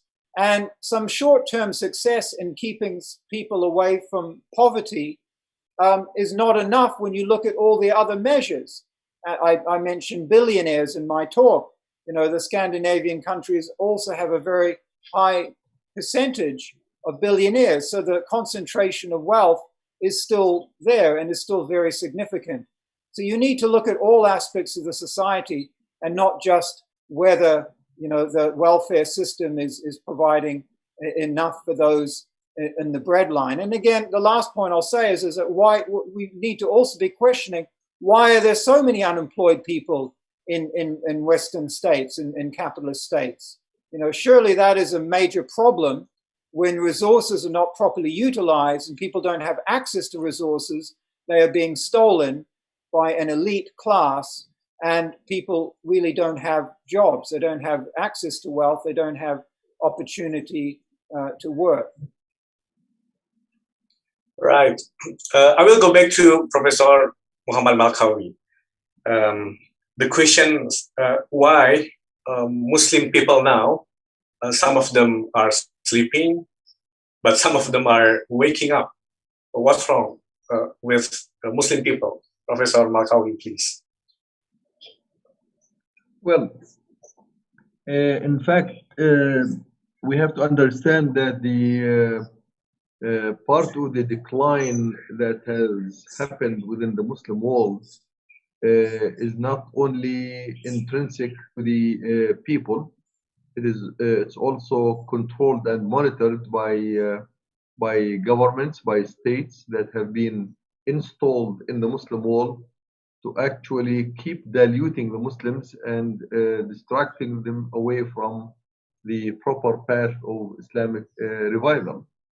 And that has manifested itself in education systems, in the curricula that was mandated and organized by, at some point of time, by the French and the British, and later on by the Americans. And those are very well structured in order to create personalities within the Muslim Ummah that are absolutely mixed personalities, diluted personalities, but at least not fundamentally Islamic ones. So now, those who were able to grow up beyond the control and the monitor of the current status quo of the Muslim countries, those are few. And those who were able to rise above the current conditions and situations, and to rethink how Islam really started and how Islam was able to deliver a whole nation from what they call the ignorant society or the non-advanced society of the Arabs, all the way to deliver it to an ummah that's the best ummah ever delivered for mankind. Those who have indulged in that deep thinking and enlightened thinking as well, who were able to make it, and those are few, of course, and that's those few. Now, few relative to the 1.6 billion people, they are not few in numbers. They could be very large, but relative to the vast majority of the Muslim Ummah, they are few, and upon their shoulders rest the to lead and guide the rest of the Muslim Ummah, you know, to the correct path and to the path of revival, advancement, and renaissance one more time. And that's what Brother Jamal had alluded to, that this is the duty upon the Ummah to really become part of this movement and this advancement towards the recreation of the Muslim and the Islamic civilization and the revival of the Muslim Ummah altogether. Thank you. All right. Still, Professor Malkawi, I have one question in the chat box. Almost every reference in the academic world today, from Renaissance philosophy or from secularism, how can this also enter every academic space? Why people do not talk about Usuluddin or philosophy, or maybe Islamic philosophy? How we should do, Professor? Well, the first part of the question, why don't people usually talk about it in depth, is because there is a systemic approach in order to keep Islam out of the picture, out of the world relations, and to keep it out of the domain of the world order. Britain, France, and Europe at the beginning of the last century and towards the end of the 19th century struggled very, very hard and fought very fierce wars in order to evict Islam as a system out of the world order. And they are determined not to bring it back. And I remember during the Second Gulf War between the United States and Iraq, and later on with Afghanistan and Iraq, they have talked at length about the determination not to allow the Khilafah to come back to rule the Muslim world, because it has impact on the national interest of the big Western powers. So that's why Islam is kept out of the light, and unless you have a semi-Islamic formula like the one that's manifested by Turkey, the secular Islam, or by the Saudi backward Islam, or by some other groups that demonstrate, or the poster Islam in the militancy, terrorist type of actions. Those are the ones that are portrayed in order to keep the real Islam outside the picture. But that's the current situation. We know that, but the process of revival and coming above and beyond that, it's really an uphill struggle. It's not an easy path. It's not an easy paved road, because you have to overcome all of these obstacles and challenges that are determined to keep Islam outside the picture, outside the world order. Why? Because Islam is the one and only one threat that can really deprive the capitalists from the ability to exploit the people, as the brother Jamal was alluding to, to make the people absolutely filthy rich on the expense of the poverty of people. The only one that can deal with that is Islam. The only one that can bring an economic system that's absolutely coherent, absolutely just, absolutely balanced is Islam. And that's the one that's not accepted by the current world order, the financial world order, as well as the political world order. So this, we understand why Islam is not part of the picture, why it's not part of the world order, because it's not welcome by the tyrants of the world. But at the Ummah level, it is a demand by us and for the sake of the rest of the people. As I mentioned, without Islam coming into the picture, without the revival according to Islam, the entire world is going into deep decline, not only the Muslims. And that's what needs to be known today. All right, thank you, Professor Malkawi. I'm going to back to Mr. Jamal Harwood. I have again question from the box. There are so many crises attacked that almost occurred in certain period, which dominantly comes from the financial sector in the West, from capitalism. Why do many of them haven't learned to throw out the system and go to Islam? Please, Mr. Harwood. Yes, we see these crises, but the system is all about maintaining itself. So the elite groupings, whether they're economic or political or regulatory, i.e. those which prop up the system, people call them elites, people call them the establishment, people call them 1% or even part of 1%, whatever you want to refer to, they are protecting their position. And when they control the media, when they control the key power states in terms of governments and political parties, when they control even the courts and the most important aspects of the court system, then you will see this type of corruption, and they will continue to maintain their position. So this is the reason why we're not going to see a proper debate about what happened, for example, when there was a financial crisis. Anyone looking at the banking system, anyone looking at money, anyone looking at the financial markets and the gambling and the derivatives and so on would conclude that this system is not fit for purpose. There's no way. Yet that system itself, which is there to protect the position of those elites, is not going to have a fair and open debate. It is down to us, it is down to the Muslim Ummah to actually say, no, this is unacceptable and that it needs to be changed. So no system is going to change itself. The people which have the vested interests are going to maintain that. So it really is down to the Muslim Ummah to take the leadership.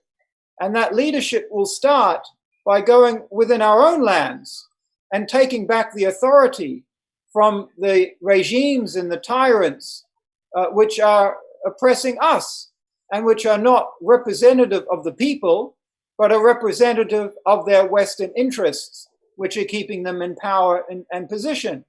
So it is a question of us building the necessary support amongst the key power structures, economic, tribal, business, military, the key people in our society, the people of Nusra, that will give the support for the change, the type of change that the Prophet Muhammad sallallahu alaihi wasallam implemented when he made the hijrah to Medina to establish the first Islamic state. We are in this historic period now in which this new Islamic state, al-Minhaj an-Nubuwwah, on the basis of prophethood, will be established. But it will require this leadership of Muslims clear thinking and working in our societies to build this public opinion for Islam against the existing system, and also to build the nusra, the support for the actual change away from the existing system. Right. Next question, still to you, Mr. Harwood. As an accountant, you have every day seen that any kind of valuation of economic resources based on paper money or fiat money and interest-based have any significant contribution of conventional accountants to the capitalist system. What is your opinion about the Islamic accounting issue to solve any systematic problems? Please. I think accounting is really quite a narrow profession, and in many ways it's been corrupted. Maybe as a young person, I had maybe thoughts about it which were proven to be false, in terms of what accounting actually offers, particularly since the laws are not solid and they've been easily changed. They've been changed in the West so many times, as I said, to protect the system, to protect the regime, that it's very unfair. So there's actually like a monopoly amongst accounting. But I think the key things that we need to look on were touched on in your question. The evil of usury. Why don't we turn that around and say, what has usury ever done for anybody? The evil of paper fiat money. The fact that you can give governments a blank check, ability to print as much money as they like. The fact that you can give hegemony to the United States of America simply because people globally are using and often forced to use the US dollar. Why is it that the US dollar has to be used globally? Because it was started from the Bretton Woods system post-World War II. And on the back of that, they have been using that position to exploit economies around the world. Why did they become a superpower? How did they use that position with that paper-based fiat money? So in many respects, it's actually a question more of mathematics or even physics, compared to accounting, because there is a lack of accountability. And the mathematics and physics expose that you can't just print money from thin air. Whether that's a digital currency or a cryptocurrency or a paper currency, it's false. And equally, mathematics or physics will expose the notion of riba, of usury, and the fact that you can't actually keep a society, based on debt and constantly building debt and constantly building compounding interest. It's basically a cancer which is eating away at the people. So all of this has been exposed, and alhamdulillah, Islam has exposed this, but it's really our responsibility, whatever profession, whatever leadership we have, whichever focus we have in terms of exposing this system and actually putting the clear Islamic alternative there for the people to see. All right. Thank you, Mr. Harwood. Okay, ladies and gentlemen, actually we still have much time to discuss, to share your questions. I will go back to Professor Malkawi. I have a question to you, Professor, from the box. The question is, almost every academic in the field of human behavior today considers human behavior to be part of science, and discoveries in the field are considered as a science that must be followed, even though these studies are contrary to Islamic teachings. Examples of some deviant behavior for humans are considered as part of human behavior other than human behavior. So the question is it true that human behavior is part of science, which is also used as a tool to build civilization? Well, this is part of the myth of the capitalistic ideology, which is based on the freedom of speech and the freedom of ownership and the separation of religion and state. The reality is that human behavior is an act that a human take takes in response to a certain need. And that need could be the hunger, the thirst, could be their instinct of survival, or any of these internal drives.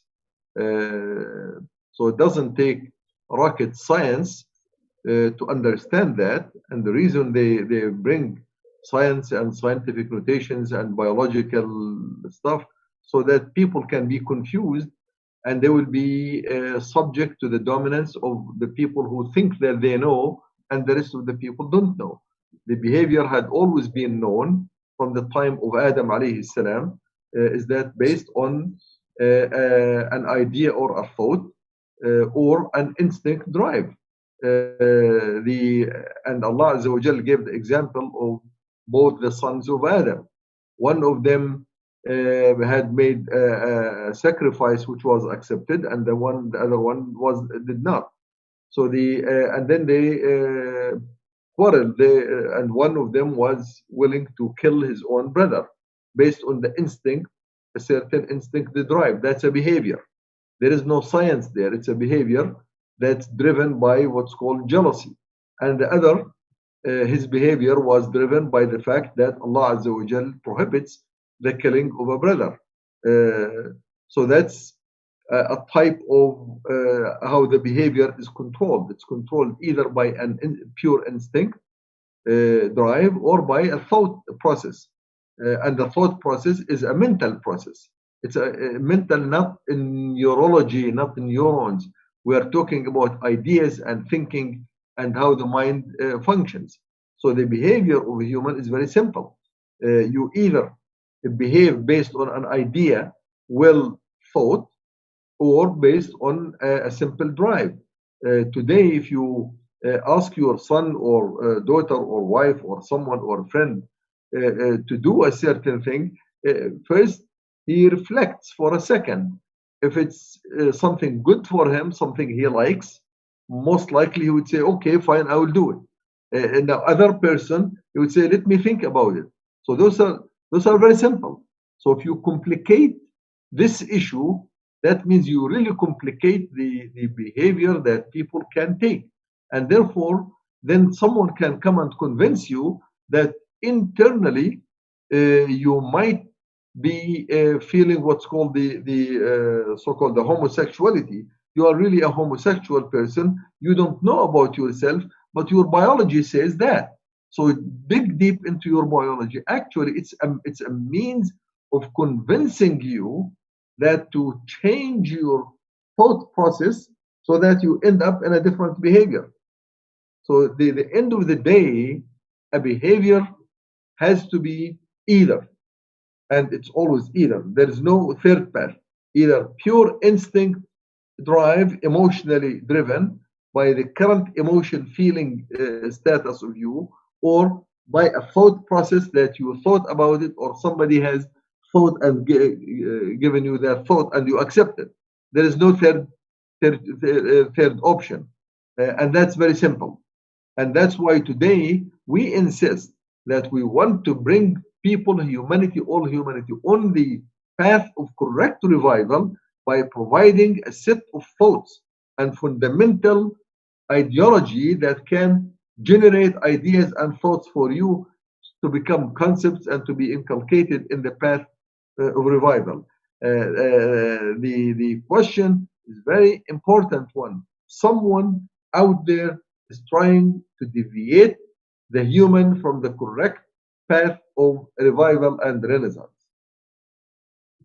Okay, still to you, Professor Malkawi. According to the revival, what is your opinion about the competition between USA and China, and what the urgent for Muslim Ummah to choose or to be leader of the world like in the past? Well, I just have to say that, look, China and the United States, as well as Europe, they have selected a path of revival of their own based on man-made ideologies. It does work. It does revive nations. And the truth of the matter is that those nations and states have revived. Revived in the sense that they followed a certain path that they can live according to. China had chosen socialism or modified version of socialism. United States had chosen the capitalist democratic path, and those ideologies, they do conflict within each others, and they conflict across each others. Can Muslim Ummah lead any of these revival paths?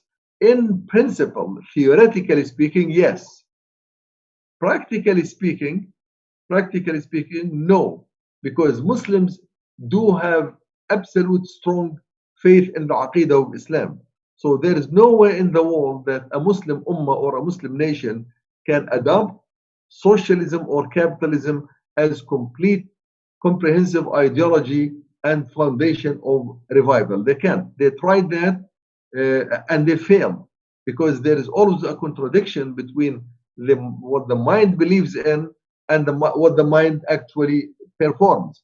So Muslims cannot revive based on capitalism or socialism or a modified version of socialism. Muslims can revive only based on the Islamic Aqidah, based on the Islamic thought.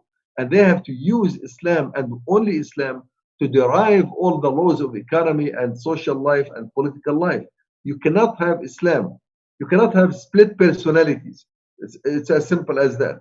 If your personality is split, you cannot survive, you cannot revive, you cannot live happily, and you cannot achieve whatever the other people achieve. There is no way. And it's not only the theory, but it's the practice. For the last 100 years, Muslims have tried to revive based on socialism of the Soviet Union, like the socialists were in many countries. Currently they are trying to revive or strive or survive according to capitalism and democracy. They can't. Why? Because there is a contradiction between the foundation of faith that we as Ummah have and the laws and the orders that are derived from other systems. If the Muslims today are willing and able and capable of absolutely disassociating themselves from the creed of Islam, then go and be a socialist and you will survive. But it's impossible. It's impossible. Muslims are not willing to go back against their own Islam. So if you cannot go back against your Islam, for the sake of Allah Azza wa Jal, follow Islam. If you need the revival and you cannot revive and achieve advancement based on capitalism or socialism or nationalism, then do it based on Islam for your own sake, for the benefit of your ummah. If it was not based on absolute faith and belief that Allah Azza wa Jal will even reward you for that. So what we are saying is, look, let United States, China, and Russia compete whatever they want.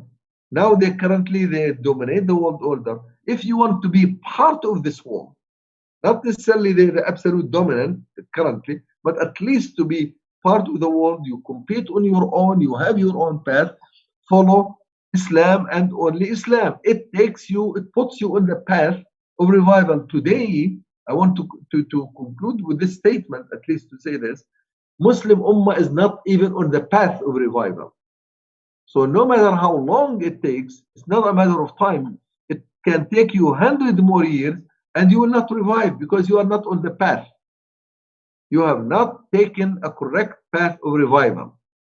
Yet, there are groups of people, like the group here on this platform today, that are trying to put the Ummah back on the track. If you are not on the track, you will not reach. If you travel 10, 15, 20 hours on the wrong road, you will not reach your destination. The Muslim Ummah today is on the wrong road. It's not following the road that reaches renaissance, revival, integrity, justice, and harmony and tranquility. It's as simple as that. Still to you, Prof. Malkawi. How about how we use the COVID-19 pandemic situation to awaken Muslims? Look, COVID-19 has been used extensively by the ones who are standing behind its exploitation. COVID-19 is being exploited very much by the United States, Britain, partially China and other countries. And the Muslim Ummah are being exploited as much as the rest of the world. The Muslim Ummah has not been part of the people who discover medicine for it. They have not been part of the ones who discover the vaccines. They are not being part of the Ummah who have resisted the way you treat this whole pandemic issues based on Islamic thoughts. So what can awaken the Ummah,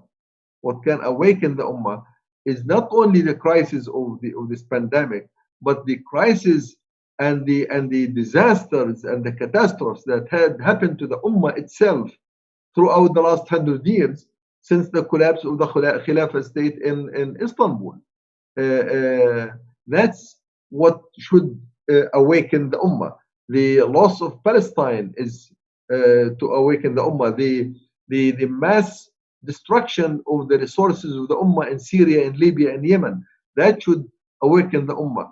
The deportation of millions of people from their homes inside Syria, inside Yemen, inside Myanmar, those are things that must awaken the Ummah.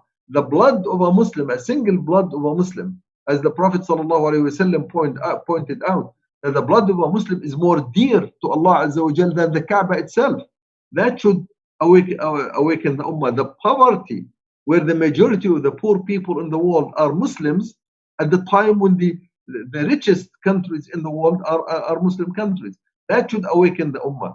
The fact that Britain, France, America had colonized the Muslim Ummah for so many years and decades and continue to dominate the education system, the health system, the governmental system, continue to install puppets of their own to control the Muslim Ummah, that should awaken the Ummah.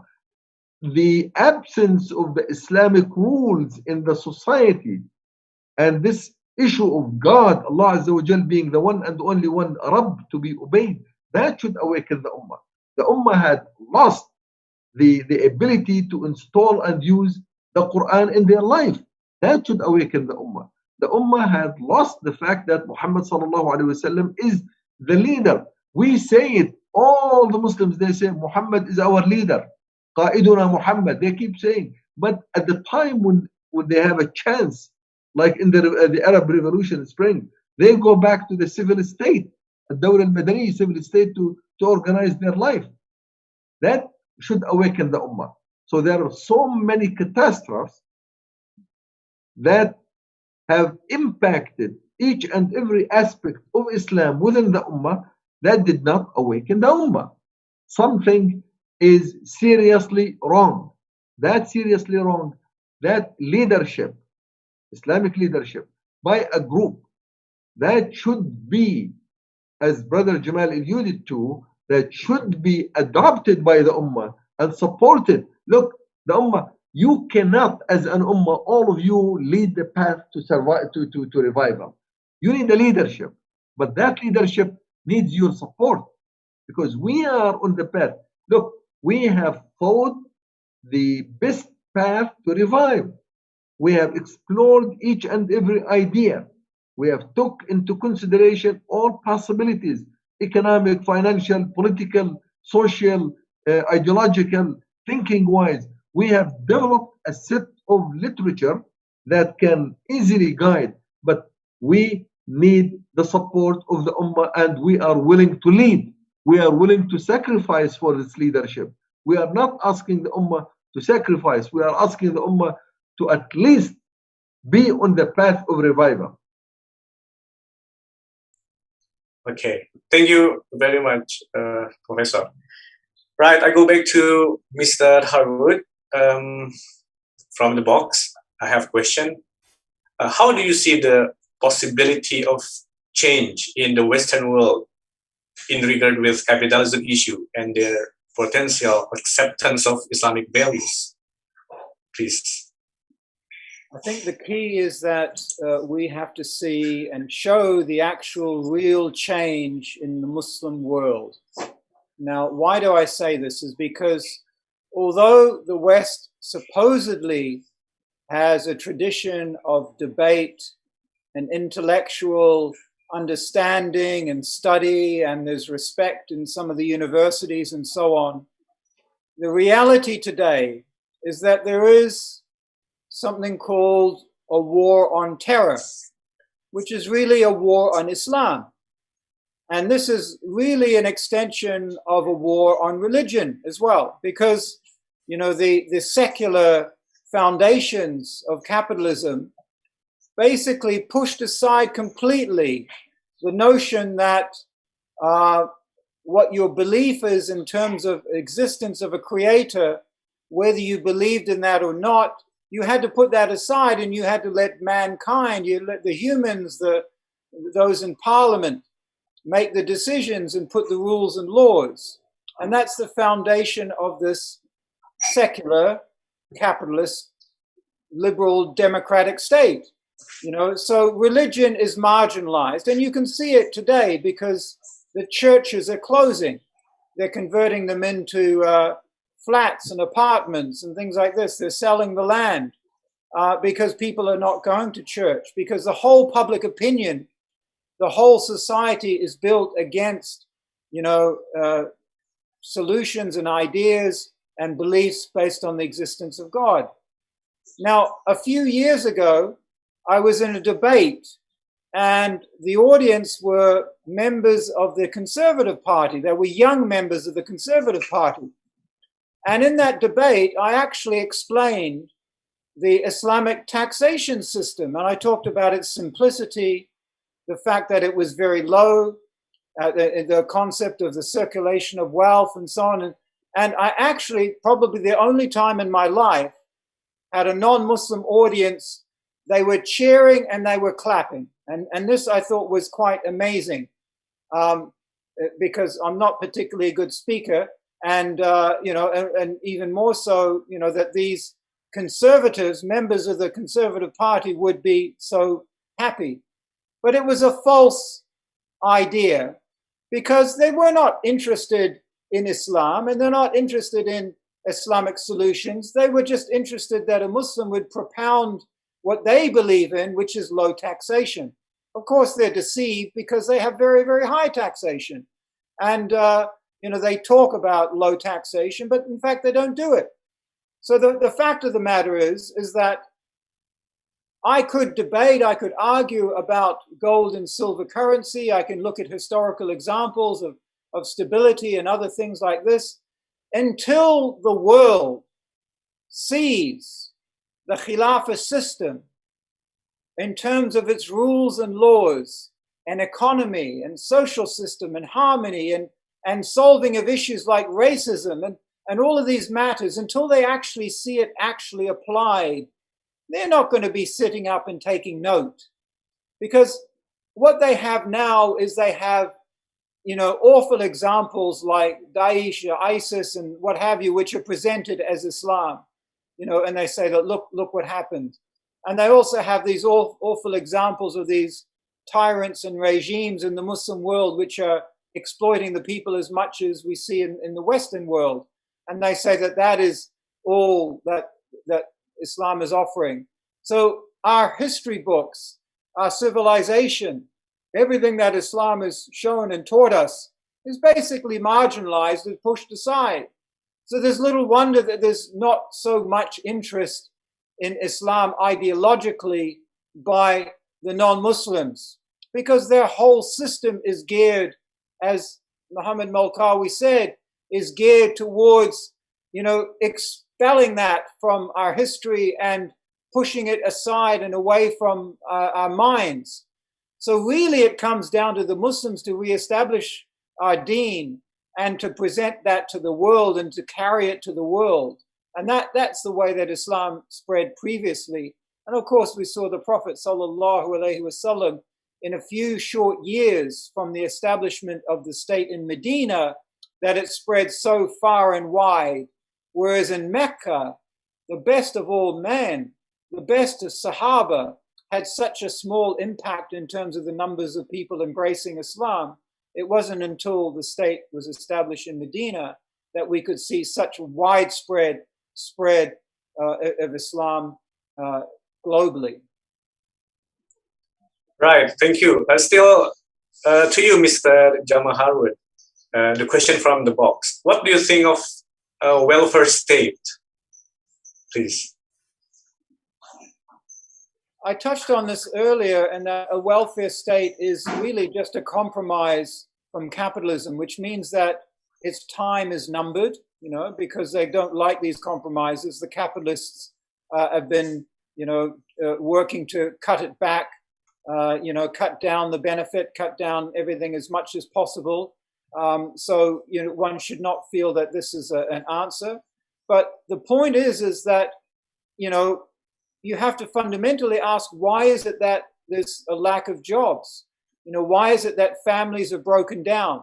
Why is it that there's so many single parent families? Why is it that there's so many young ladies that have babies and they don't have husbands? You know, is that a nice reality? Is that a positive aspect of this social welfare system? You know, that the state is going to support a young girl to have a baby on her own without a husband. You know, this is not a correct society. This is not functioning correctly. So, and individualism, as I said, you know, should we really be seeing everyone as themselves and not in terms of part of a family unit and part of a community, you know, which has responsibility to help and look after each other? You know, is that positive? No, this is not positive. This is actually breaking down society into tiny pieces, and those tiny pieces are going to struggle. So the notion of a social welfare system to provide a safety net for those that have a problem, yeah, Islam taught us that 1400 years ago, that if somebody couldn't work or couldn't be supported by their family, ultimately the state would provide food, shelter, clothing. So, alhamdulillah, Muhammad sallallahu alayhi wasallam showed us that from 1400 years ago. And we had to wait 1300 years in the Western tradition since that time before they implemented some of these measures, just a small aspect of them. You know, so we need to study and look at the Islamic solution rather than this Western patchwork solution. All right, thank you very much. Actually, I have still many questions, but we have to stop until 11:45. So I give you a closing statement for Professor Malkawi first, about 2 or 3 minutes. Professor Malkawi, please, for your final or closing statement. Well, first of all, thank you very much for organizing this conference on the Islamic civilization, renaissance, and revival. And I am pretty sure and certain that Allah Azza wa Jal will provide victory one more time for this ummah to be ummah number 1 in the world, to provide guidance to the rest of humanity, and to pull humanity out of the darknesses that had been imposed by capitalism and capitalistic states, especially the tyrant United States, Russia, Britain, and France, to pull it out of these darknesses and put it back into the light of Islam. And this is the promise that Allah Azza wa Jal had made in the Quran in Surah Ibrahim at the beginning, where he stated clearly that this book of Quran and Islam had been revealed and the message of Islam had been delivered, so that the humanity will be delivered out of the darknesses into the light of Islam.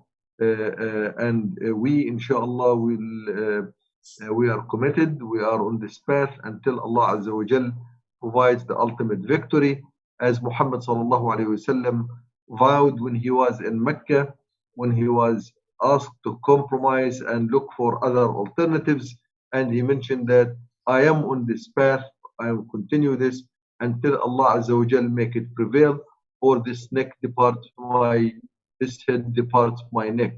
Inshallah, we are on this path until Allah Azza wa Jal provides victory, or we meet Allah Azza wa Jal for in the Jannah, inshallah. Assalamu alaikum wa rahmatullahi wa barakatuh. Assalamualaikum warahmatullahi wabarakatuh.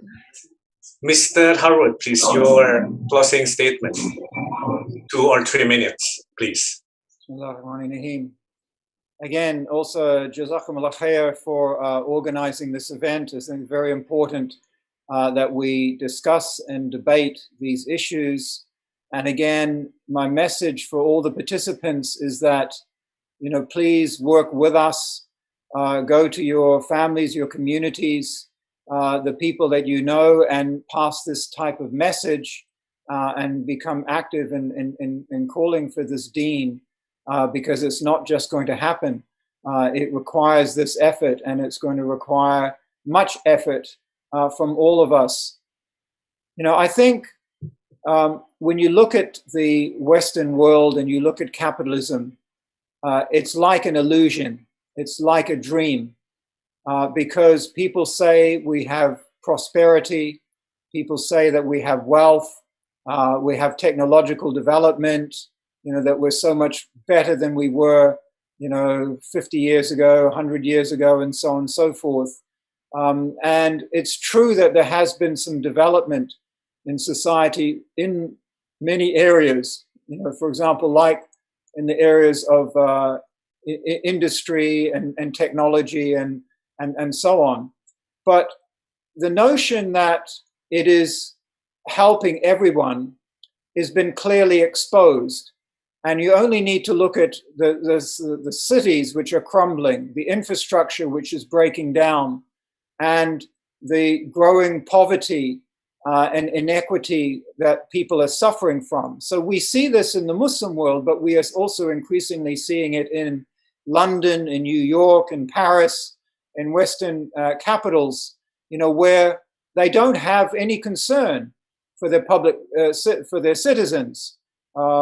So it's been exposed in the sense that people can see, and they talk openly about the elites, and they talk openly about how the 1%, you know, are dominating and controlling the rest of the people.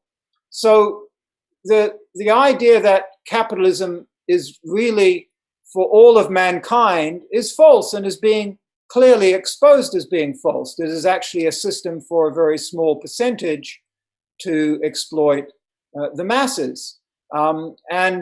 Whilst there is an opportunity there for us in terms of our dawah, in terms of exposing that, it is principally the Muslims which have the Aqidah, which have the adherence to Islam and the Quran and the Sunnah, which are the ones which are going to be the catalysts for change.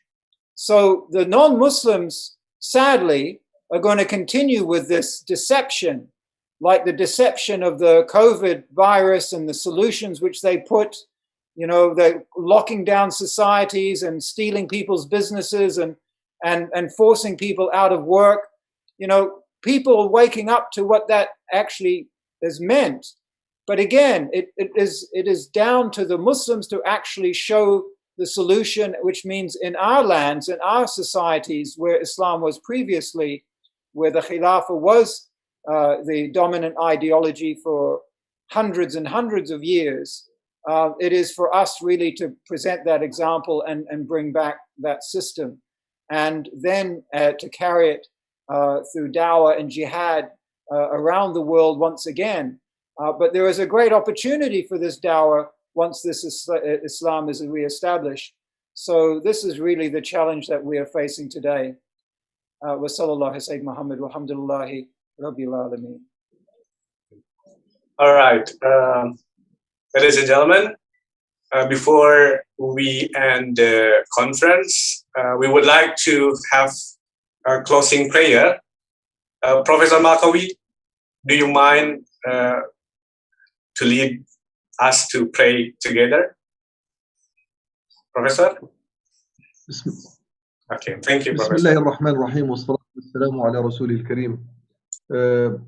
اللهم إنا نسألك بعزتك وجلالك ورحمتك أن تغفر لنا جميعا وأن ترحمنا وأن تجازي خيرا من كان سببا وعاملا في مثل هذا اللقاء. اللهم إنا نسألك أن تجازينا جميعا بأحسن ما عملنا وبخير أعمالنا وأن تتقبلنا بالصالحين. اللهم ثبتنا على الطريق المستقيم يا رب العالمين. اللهم من علينا وعلى العالم أجمع بقيام دولة الخلافة الراشدة على منهاج النبوة، يؤمر فيها بالمعروف وينهى فيها عن المنكر ويحكم فيها بكتابك وسنة نبيك وترفع فيها راية الجهاد في سبيلك ويسعد بها من آمن بها ويسعد بها من ضوى تحتها يا رب العالمين. اللهم إنا نسألك أن تفرج عن هذه الأمة كربها وأن تفرج عن الأقصى وأن تحرر فلسطين وأن تساعدنا على تحرير المغتصب من أراضي المسلمين وأن تجعل دنيانا مقدمة لأخرانا وأن تجعل آخر أعمالنا وخواتيمها أفضلها يا رب العالمين وأن تتجاوز عن سيئاتنا إنك أنت الغفور الرحيم.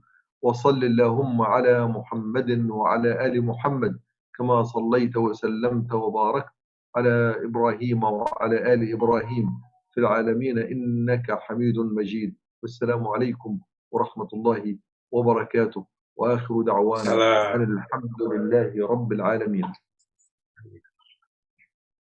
Right, for invited speakers, Mr. Harwood, Professor Malkawi, and also invited speakers, Professor Fahmy Amhar, Professor Fahmy Lukman, Professor Sharifuddin, thank you very much. And for the invited speakers, please stay in the Zoom. Do not leave in a moment. For the participants, thank you very much for joining the first International Conference of Islamic Civilization. And see you in the second International Conference of Islamic Civilization 2022, inshallah. Assalamualaikum warahmatullahi wabarakatuh. Waalaikumsalam warahmatullahi wabarakatuh. Waalaikumsalam warahmatullahi wabarakatuh. Thanks so much. Professor Malkawi and Mr. Saat ini populasi umat Islam di dunia lebih dari 1,8 miliar. Dari jumlah ini, jumlah kalangan intelektualnya sekitar 10% dari populasi. Maka, ada lebih dari 180 juta intelektual yang mereka tersebar di negara dengan penguasaan berbagai disiplin ilmu dan teknologi. Mereka memiliki posisi strategis dalam perubahan di masyarakat. Mengapa? Dengan ilmu dan visi keislaman yang dimiliki, para intelektual muslim akan menjadi penggerak kebangkitan umat dalam menyelesaikan berbagai persoalan, baik di bidang pemerintahan, ekonomi, sosial, pendidikan, dan hubungan luar negeri.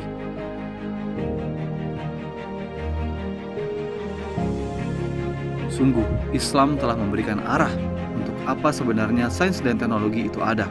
Islam tanpa sains dan teknologi akan terjajah.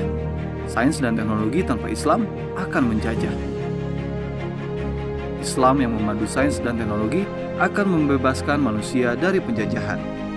Maka, bila kita berkaca dari sirah nabawiyah dan bagaimana kejayaan sistem Islam di masa lalu, maka kebangkitan intelektual muslim sesungguhnya dimulai dari kebangkitan berpikir dengan landasan keimanan.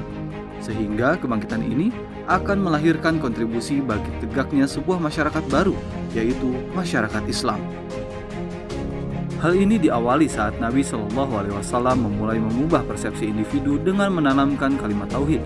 Selanjutnya, Nabi membalikan opini umum di masyarakat jahiliyah dengan menyodorkan ayat-ayat suci yang bertentangan dengan opini tersebut. Hingga terbentuk kekuatan umat yang melahirkan kesadaran dan dukungan publik bagi tegaknya kekuasaan yang amanah dan menjaga semua kemaslahatan. Oleh karena itu, Bila para intelektual lebih cinta dunia dan takut mati, maka para pemimpin pun akan menjadi lemah dan akhirnya rusak. Kala pemimpin rusak, maka umat pun akan rusak. Sebaliknya, jika para intelektual ini lebih mencintai Allah dan mati syahid, bila mereka tidak takut menderita, maka para pemimpin pun akan menjadi kuat, menjadi besar hatinya, dan berusaha menjauhi kerusakan serta teguh membimbing umat bergerak menuju kebangkitan hakiki. Sebagai sebuah pekerjaan raksasa, perubahan sosial ini tidak bisa tidak kecuali dilakukan secara bersama-sama dalam sebuah jejaring. Inilah dakwah berjamaah, di mana para intelektual akan saling mengisi, saling memperkuat, dan saling mengoreksi. Inilah saatnya kaum intelektual muslim bersama umat memulai kebangkitan yang hakiki dan berkontribusi bagi tegaknya peradaban Islam. Inilah saatnya mereka duduk bersama untuk mengintegrasikan dan mensinergikan seluruh potensi yang mereka miliki dan bergerak bersama dalam langkah perjuangan semesta untuk menyelesaikan problematika umat tersebut menuju tegaknya peradaban Islam. Mari satukan langkah dari para intelektual muslim yang peduli untuk bangkit dan memberikan kontribusi bagi tegaknya peradaban Islam. International Conference of Islamic Civilization 2021, the moment of the awakening and contribution of the Muslim intellectuals to establish the Islamic civilization.